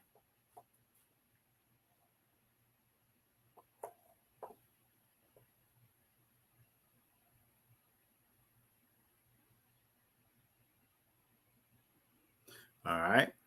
Our next letter is going to be pa. Pa.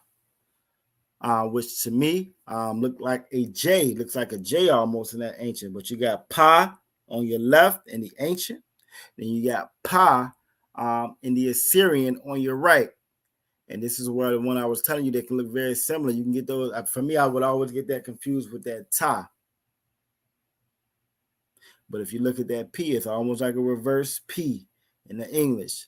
So you got pa on your left, which is the ancient, and then pa on your right, which is the Assyrian. And at the bottom right, that's going to be your pa at the end. Looks very similar to that ra and the da and the ka, but you do have that little hook on the end of it to kind of distinguish it. So it's actually a little bit easier than the rest of them. And pa stands for mouth. Pa stands for mouth.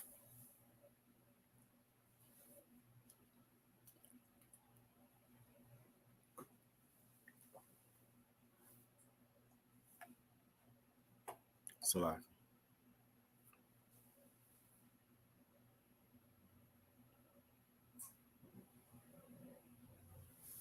right. Next one up is going to be Tazah. Tazah stands for side, or Tazad stands for side. You got Tazah on the left for the ancient. Then you got Tazah on your right in the Assyrian. And Tazah is another one that has 2 characters, a different one for the last one at the end. Now, I thought this was like the coolest letter out of all of them. I don't know what it is about that Tazah in the ancient. I love that letter in the ancient. But Tazah, you will see this one another one that's quite often. You'll see this one in the scriptures, but it's unique. It's unique enough, even in the Assyrian, where it's not that hard to identify. So it's not like your ka, like your da, your ra, or your ka, or your na. But this is tazah, tazah, and tazah stands for side.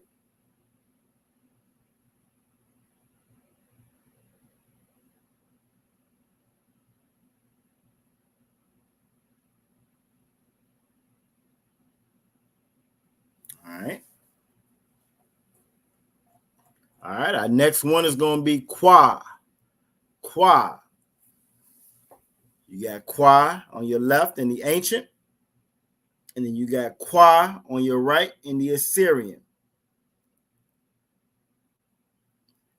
Qua is where they get Q from, and qua stands for quam or rise. When we say quam yashala, we're saying rise Israel, rise Israel. Trying to wake those dry bones, we're trying to wake them up. Quam means to rise.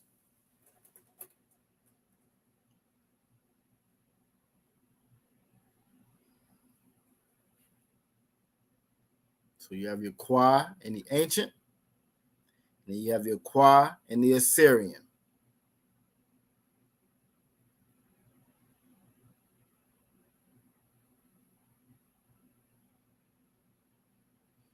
All right. After qua, we getting to the end, y'all. We getting to the end. We got Ra. Now this is another one. You have Ra in the ancient on your left. You have Ra and the Assyrian on the right. But you notice that Ra looks very similar to the Da. It's very similar to the Ka. Now the Ra, it doesn't extend below the bottom, like Officer Mataza was saying before.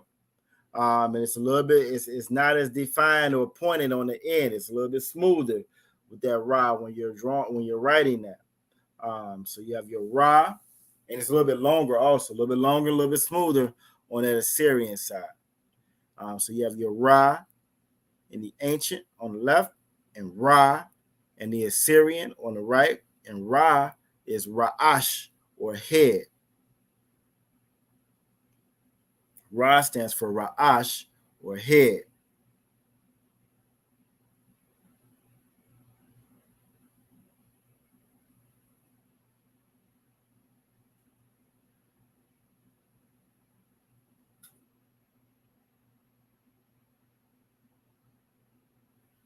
All right.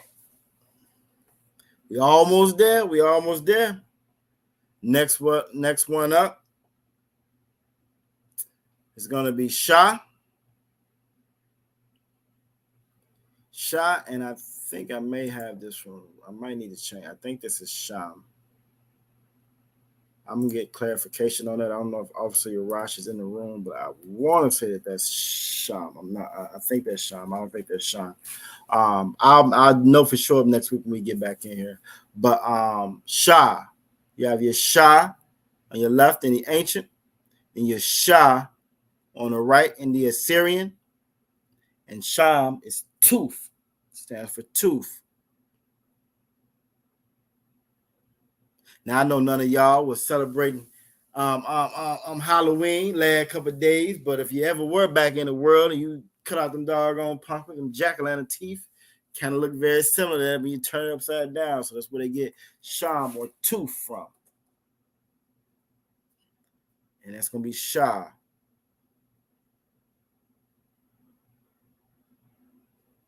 This was another letter that wasn't too hard to remember. It's a little distinct from everything else.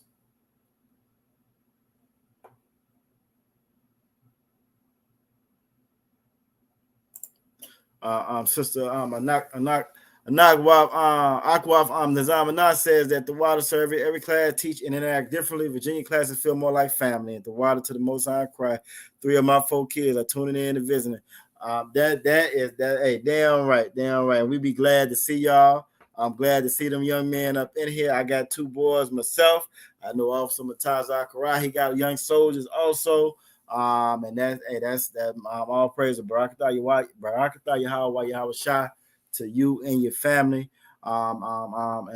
Hey, that's what we here for. That's what we here for. So the water, Aqua, we appreciate that. We appreciate that. We definitely try to keep it tight.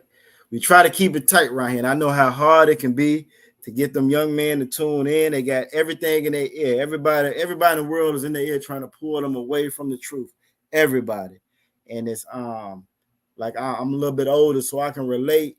I remember, you know what I mean, my mother, grandmother, them saying them kids is crazy talking about us, and we wondering what was wrong with them. And it's okay. Officer Mataz Akra said it is shine, so let me change that. But I remember how difficult it was for us to relate to them. And now when I think about mine now, they got so many different outside influences. It's amazing to have them young men up in here even trying to learn the truth, you know. So again, Barakatah Yahweh Yahweh Shah Form, and y'all keep on tuning in. And hey, damn right. And the water, Officer Mataz Akara, the water. Yeah, it was a one arm I had to change a little earlier, you know, because again, we learning, and as we learn and research more and more, you might see a little bit change here, but not too much. For the most part, we're gonna be consistent. And we all teach the same thing. And that's what I love about the Israelite School of Universal Practical Knowledge. We all teach the same because we one big family. We try to keep it that way. All right, we got one more left. All right, so Sean is tooth. You got that on your left for the ancient, and you got it on your right for your Assyrian. Last one up. No doubt, young man. No doubt. No, hey, we glad to have you in here, man. Y'all, hey, I understand. I couldn't even imagine being in y'all shoes now, how difficult, how hard it is. You can be the worst of the worst of the worst, and the world is going to reward you for being the worst. That's the crazy part about it. The world is going to reward you for being the worst. They'll even pay you for being the worst of the worst. They will pay you nowadays. And so it's so difficult for our young brothers and sisters to come into this truth. If we got so many things trying to pull them away. Weed is legal. You feel me? When we was coming up, at the very least, it was still illegal. Weed is legal now. I can't go outside. I can't go outside and step outside these doors without me smelling, without somebody is burning some green somewhere. And it's everywhere you go. When you research and you study, and you study the drug, the war on drugs, you study the heroin, the cocaine, the sherm, the PCP from back in the day, it wasn't nothing uncommon for our folks to be strung out then. And it's the same thing now. It's just a different drug now. So that's difficult. That's very difficult for our young men to, you know what I'm saying, really be wanting to know what's going on with the Lord. So that's the Most High. So damn right. Officer Mataz Akara said that's Tawab, Sister Nizam. We welcome the whole family. Damn right, because we are family. And once we get back to that, once we really get back to the fact that we're not strangers, we are family. That's one thing I love about the Israelite School of Universal Practical Knowledge. It's one of the first things that you learn. That sister out there, that's your sister. That brother out there, that's your brother. When Christ was getting ready to be crucified, and it was like your mother, your sister, them out there. He was like, "That's my mother," talking to about the disciples. That's my brother, talking about the disciples. You know what I mean? Once we labor amongst each other, and we building this nation up. Y'all my brothers and my sisters. You know, so they y'all are in our care. Y'all in these classes. You amongst family, and you and I can. That's how we're gonna carry. And that's how all the classes carry. That's how all the officers carry. We learn from men above us, and we just try to keep the tradition going on. And that's the beautiful, beautiful thing about building a nation. When you build a nation, well, you build a nation. Can't nobody break that. You can't break no nation with propaganda. You can't break no nation with no the new dance craze. You know what I'm saying? You can't break no nation with the new drug that's out. It don't work like that because we're too strong for that. Sister Nizam and I said the water. Officer Matazah. Damn right. All right. So our last one is Tha. Now Tha, the sit on the right hand side. It can look just like Ka. Now, like I was saying with the Ha, it doesn't have the separation of the break right there as far as the Ha. And this is going to be a little bit curved, and you don't see anything on the backside of it as far as that Ka. So those are the ones, again, you got to try to look at because they will throw you off if you're not paying attention to it. So you got Find your ancient on your left. Tha. Find your Assyrian on the right. Tha stands for Thaw or mark. This is another one. We was talking about, the things that we kind of do or we grew up with, not realizing just how biblical they are. You know them if you got any old folks in your family. They may not have been the best at their grammar or their arithmetic, how they called it. And a lot of you look at a lot of those old documents or whatever. When the slaves signed stuff, they signed it in a X. That was their mark. That was their thought. Look very, very similar. There you go. Sister Coco said, she said X marks the spot. If you look at a lot of them older shows or a lot of them older people, when they were signing stuff, they signed it in that X, which was their mark, which is thought, which is mark, which is directly right out the doggone Bible. It's right out the Bible. And again, it just kind of show you how we are them people, even if we didn't realize or remember that we were them people. All right, so that's Tha. That's your alphabet. That's gonna be your I to your Tha. That's gonna be your alphabet. All right. Damn right, Aqua. Damn right. X marks the spot. All right, so we're gonna stop this one. All right, so next up, we got through our alphabet. We also learned a little bit more on the alphabet. We actually learned what those characters meant tonight. And I know, again, for me, that helped me to remember them a little bit more, learning it that way. Next, we're going to do, well, first off, I want to go over just real quick before we get to the conjugation. Let's go over of the subject pronouns. Your subject pronouns, which is how you're going to conjugate and so forth. That's how in order for you to conjugate your verbs, you gotta know what your subject pronoun is, because that's how your conjugation is what's gonna be based off of. I actually plan on going over our possessive pronouns and our subject pronouns. Let's see what I got queued up real quick. Let's see what we got up first. We're gonna do that, then we'll pick a verb and we'll go ahead and conjugate that verb in a present, past, or future tense, and we will go from there. Let's queue up. Let's go to. Hold on real quick. All right, let's go to this one. Here we go.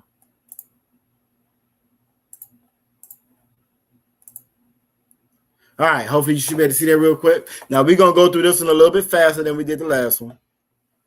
These are your subject pronouns. And again, you want to make sure you're taking notes. And this is how you eventually be able to kind of form and put together sentences and so forth. One of our generals is named Anya Shawamar. Anya Shawamar means I am. You get to Shamar, which is watching. I am watching. So this is again how you put those words and stuff together for your sentences. When we say the blessings, or when we say the greetings, we say Shalom, Yahaba Hashem, Yahweh Shah, Barak Atah. That's saying Shalom, peace. Yahweh Hashem, Yahweh, most high power.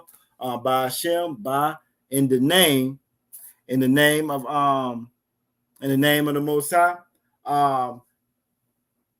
Yahweh Hashem, Yahweh Shah, Christ, in His name.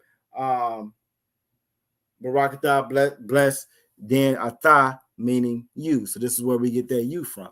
When it's a thigh, it's just going to be that you, just you, singular, person or whatever. If it's for the woman, when we say Shema, Alathan, that N indicates is woman or plural woman and so forth. So this is where we get those words from and how we kind of break that down. But these are going to be your different subject pronouns that you need when you're making sentences. So Anya is going to be I or I am. Officer Tazakara said Ayanaba. Ayanaba is you're welcome. Another one of the words that I learned that you're going to see quite often. You'll see quite often in here. You'll see Thawada meaning thank you. You'll see Ayanaba meaning welcome. You'll see Salakia. I think Officer Tazakara went over that last week. Salakia meaning excuse me. With that ya at the end, you're saying me. So again, our words have meaning, and you will hear certain ones over and over again, and eventually And eventually it'll become second nature to us. And we're going to all be just like Officer Uriah Shema.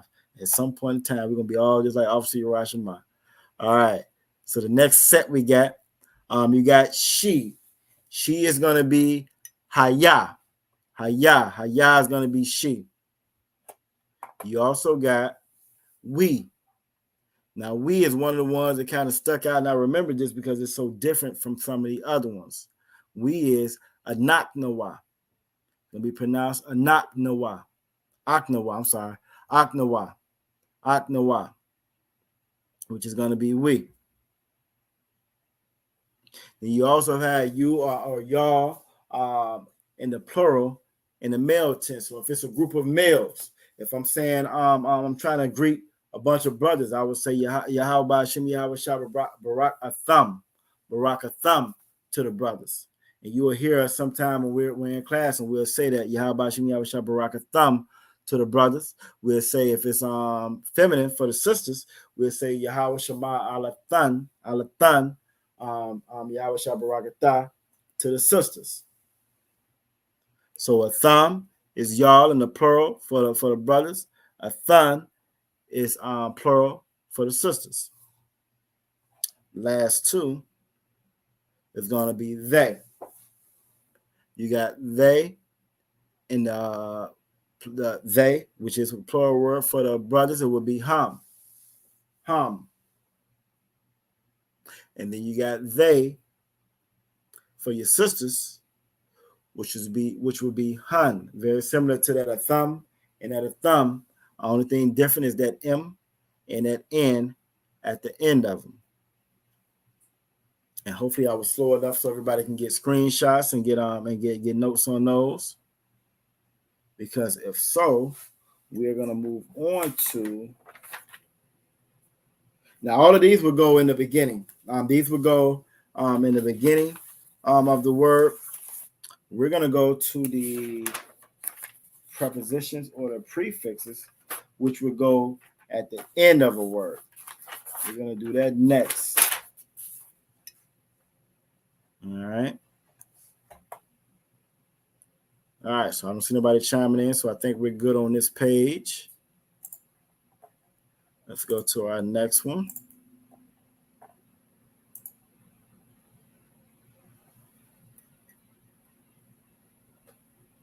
Yeah, that's it right here. Okay. All right, so our next one is going to be our prepositions or our possessive pronouns. And these will be added to the end of a word.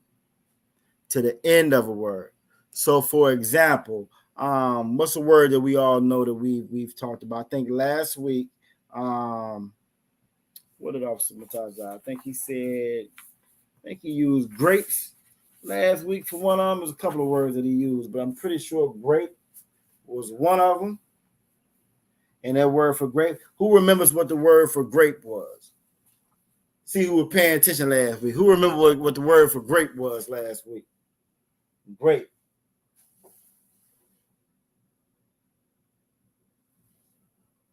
If you remember what it was, just type it in the chat if you remember what the word for grape was last week.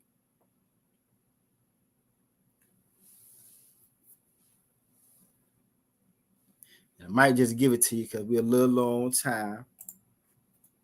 But the word for grape is going to be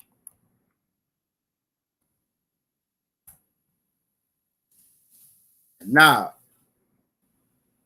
A knob. So if I was going to say my grapes, if I was saying my grapes, I will put this.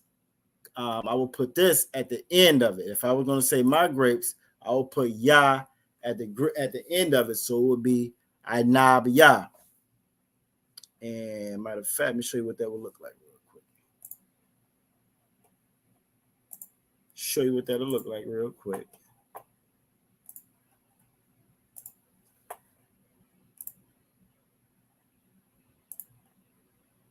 I like all my boys to be black. I don't like no white boys.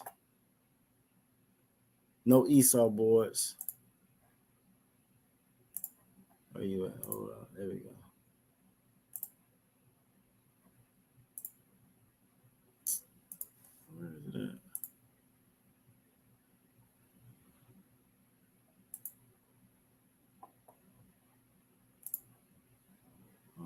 let me change it now. Just change it like 15 times before. Okay, I know what it is. Salakia.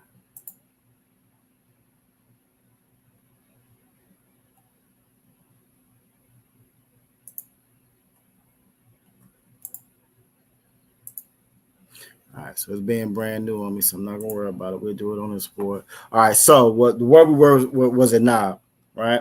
So if I go here and I do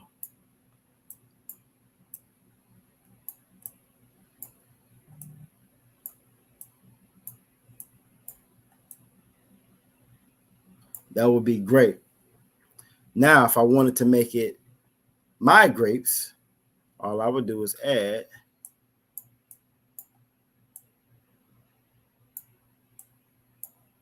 that to it. And I should start way over here. So we would just add the yah to the end of that. And I promise you, we're going to fine tune this. It'll be a lot better next time we get back in here. But let's go back to what we were before.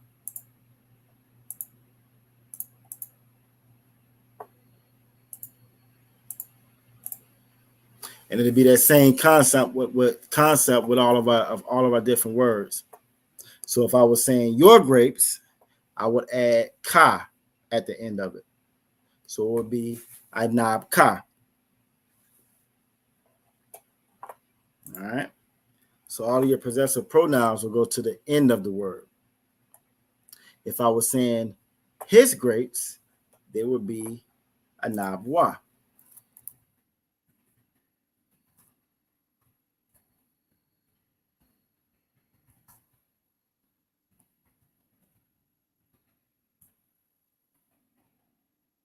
All right. Then you also have her, which is ha. So if I wanted to say her grapes, I would add ha at the end of it. And then, like I said, one of the ones that kind of stuck out and that was a little bit easier to remember was Nawa, because it's different from the rest of them. But Nawa is our.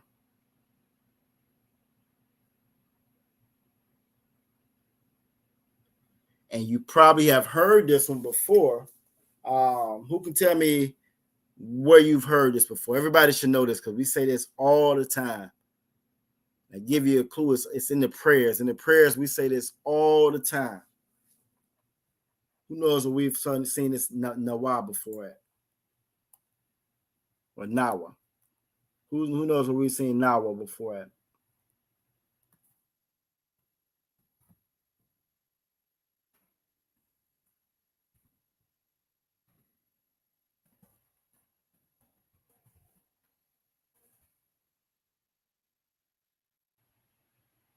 And for time's sake, I'm going to go ahead and throw it up in there so you'll see it. And you should see that in the chat. That's another one that, again, we say quite often, Abanawa, when we're saying in prayers and we're saying our Father. Abba is Father. Nawa is our Father. So again, with the possessive pronouns, you want to put those at the beginning of the word.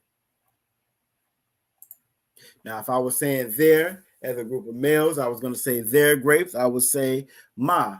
So anab ma, which means their grapes. Now, the key thing that I didn't say, the Hebrew, in English, we learn everything from left to right. We learn everything backwards in English. And the Hebrew is actually from the right to the left. So Abanawa will be father. Their father would be Abama in the male sense. And in feminine sense or feminist tense, it would be na. You would add na at the end of it. And then the last two is going to be your in the male plural and your in the feminine plural. And you're going to get those by for the male plural, your. If it's your grapes, it would be kam. So it'd be anab kam. And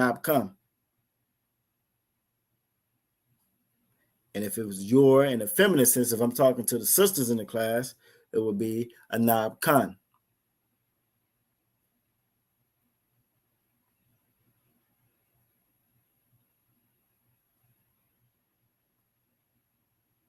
All right. All right, so I'm going to stop that.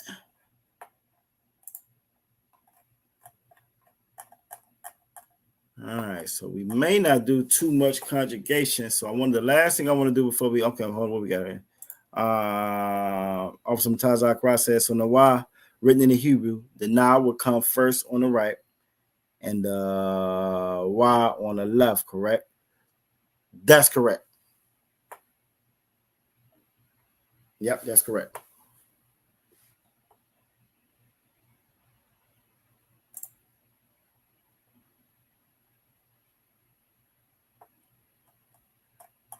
Yep, you are absolutely correct. That's the way I had it, right? Make sure that's the way I don't have it.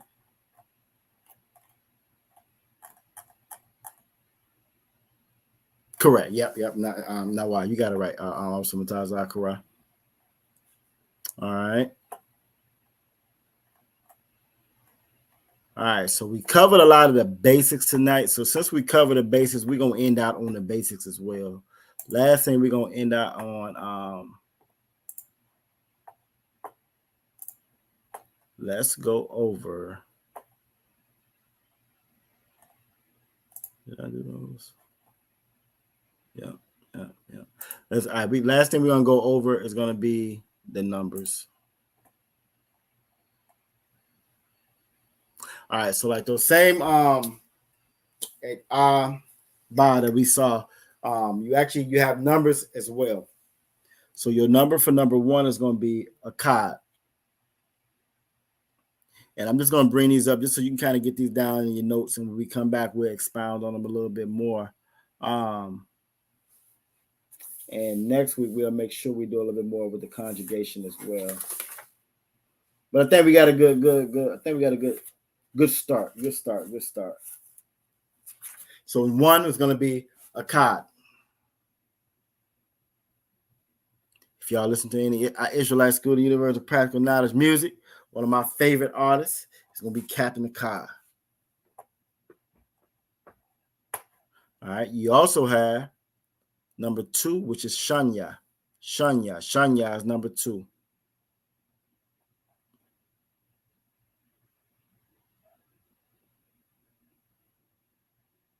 You also have number 3. Number 3 is Shalash. Shalash is number 3.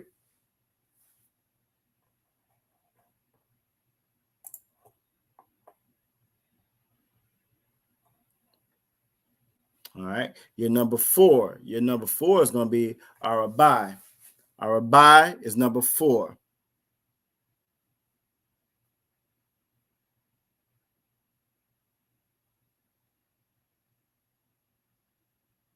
Then you have the number 5. Number 5 meaning the way you pronounce number 5 is Kamasha.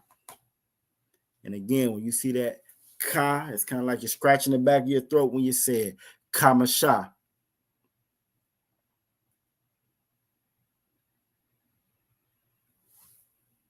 And then you got 6. 6 is Shasha. 6 is Shasha.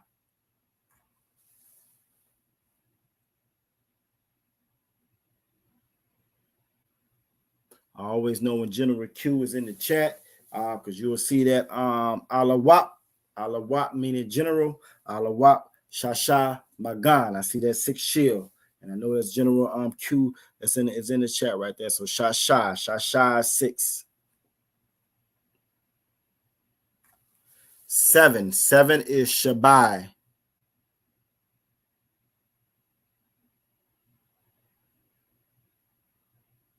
Shabai is 7. The number 8 is Shamana.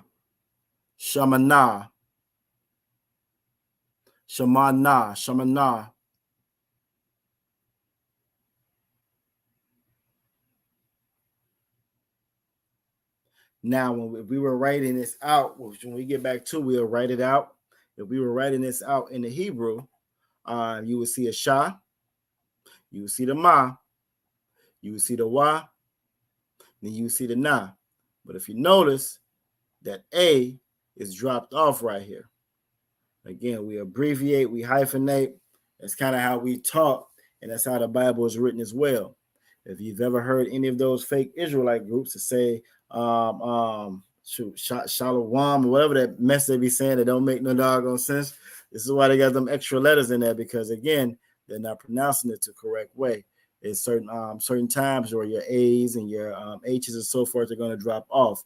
So A is pronounced Shamana. Shamana. Then you have your number 9. Number 9 is the shy.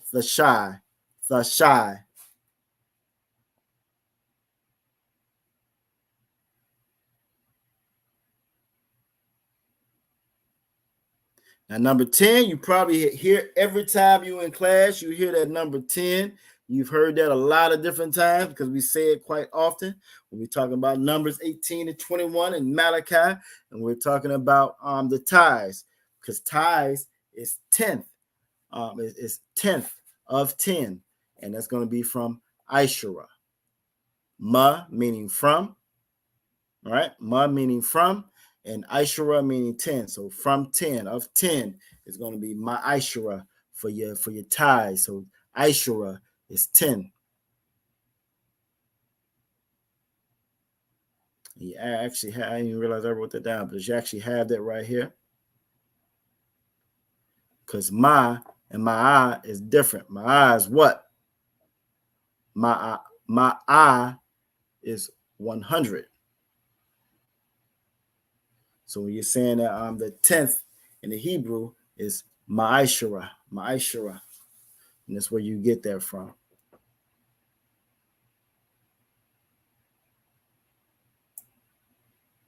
All right, now we're going to the other ones later. Actually, I go through them pretty fast on this one. So your 20 is going to be Asharayam. Ashara, that 10th, Yam, meaning from, of. So that's where you get Ashara Yam from. 30 is Shalasham. 40, Arabayam. 50, Kamashayam. 60, Shashayam. 70, Shabayam.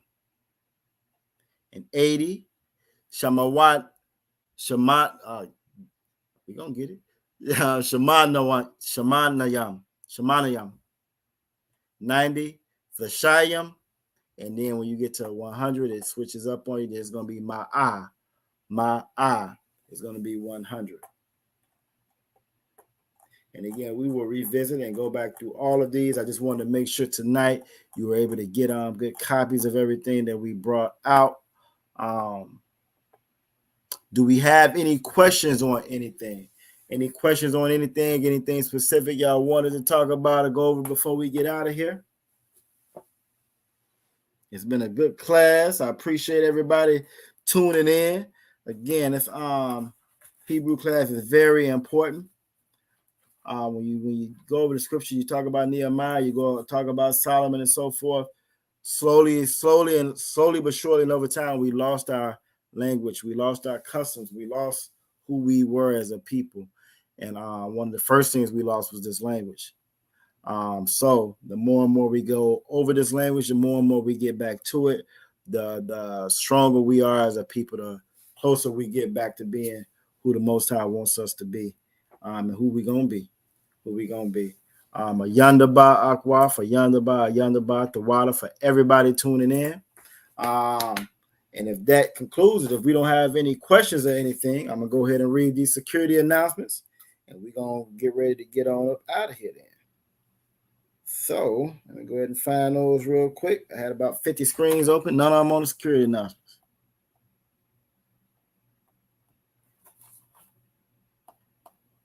The water to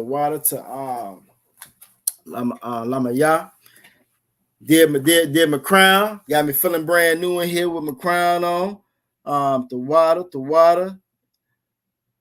We have the Passover coming up in Durham. We got the Passover coming up in Durham this year. It was in Raleigh last year. Durham is a throne's throw away, how they say down south.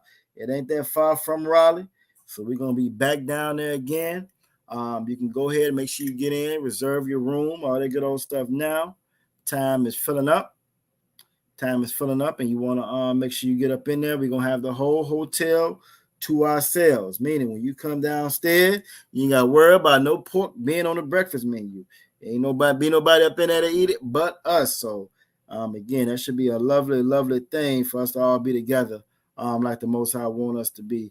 So, again, make sure you go ahead and reserve your room, get everything locked in. You got plenty of time. It won't be until April 17th. April 17th, everyone says when the festivities start. You're going to be there pretty much all week. I definitely will be there, Lord willing. But Lord willing, I will be there. And I look forward to seeing everybody. All right. So now we're going to get to our security announcements if we don't have any other questions or anything. Again, the water for everybody for attending, for joining tonight. We are the Israelite School of Universal Practical Knowledge. Started out of 1 West, 125th Street, Harlem, New York.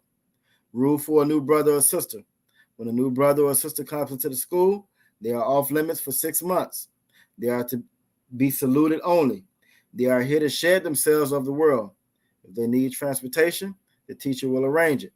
After 6 months, if a brother or a sister has an interest in a particular person, he or she must get permission from the head to speak to a brother or sister. There's another 6 months in which the brother and sister will court each other. After this 6-month period, the brother and sister will get permission from the head to marry. Tithes, which is a commandments, found in Numbers 18, chapter 18, verse 21, and Malachi chapter 3, verses 8 through 10. And we were just talking about this. That means 10th in the Hebrew, ma'ashara. 10% of every penny of any increase the Lord gives you. Give to the treasury fund or the teacher. We also have a priest fund. That's a free will offering for the priest. It's not mandatory. It's going to be in whatsoever amount you would like. Upcoming holy convocations. I think our very next one, while I'm pulling it up, I'm pretty sure it's going to be Hanukkah, December 7th. Yep, December 7th. That's going to be the 25th day of the 9th month. It's going to be for 8 days. And you can find that in Maccabees, chapter 4. Hold on. Chapter 4, verses 52 through 61. Next high holy day after that won't be until February, and that's going to be the Feast of Purim. And then after that, again, like I said, that by then it's going to be Passover time then, baby. If any brother wants to be a trooper in the school, you want to make sure that you're wearing all black boots, shirts, pants, headband, and scarf. And you come in ready to roll. If any sisters that's in the school, you want to make sure that your head is covered when the scriptures and the word is coming out. And with that, I want to give one courtesy salute to the brothers. Yahweh Hashem Yahweh Shabbarakatam. Yahweh Hashem Yahweh Shabbarakatam to the brothers. And I give a courtesy salute to the sisters. Yahweh Shema Alatan Ba Hashem Yahweh Shai. The water. For everybody that was in class, make sure y'all tune in tomorrow. We should have General Muhammad's breakdown, scripture breakdown class. It's like none other. He is a surgeon when it comes to those scriptures. Hold on. No, it's Friday. I'm Salaki. I'm thinking about it. I'm thinking that it's Wednesday. It's Friday. So tomorrow we're gonna probably be out in the streets one tomorrow. But make sure y'all stay tuned to the page. We got videos coming out all for the rest of the week. Stay tuned, drop those comments, like, share, subscribe. Everybody is real quick to, I'm pretty sure y'all got Halloween notices and little skeletons and pumpkins you saw everywhere you went. So you make sure you hit them with that word, hit them with that truth. Same way they was hitting you with that garbage this week. The water for everybody being in here. I will see y'all again next week. If y'all have any questions, any concern, y'all make sure y'all reach out to the school. And again, shalom Israel. The water to everybody. The water, sister. I'm Aqua Nazamana. At the water, Officer Mataz Akara. You held it down last week. I'm just trying to fill in the shoes, man. Trying to make sure we consistent, baby. That's all. So the water to everybody. Y'all have a good night. Lord willing, we'll see y'all soon.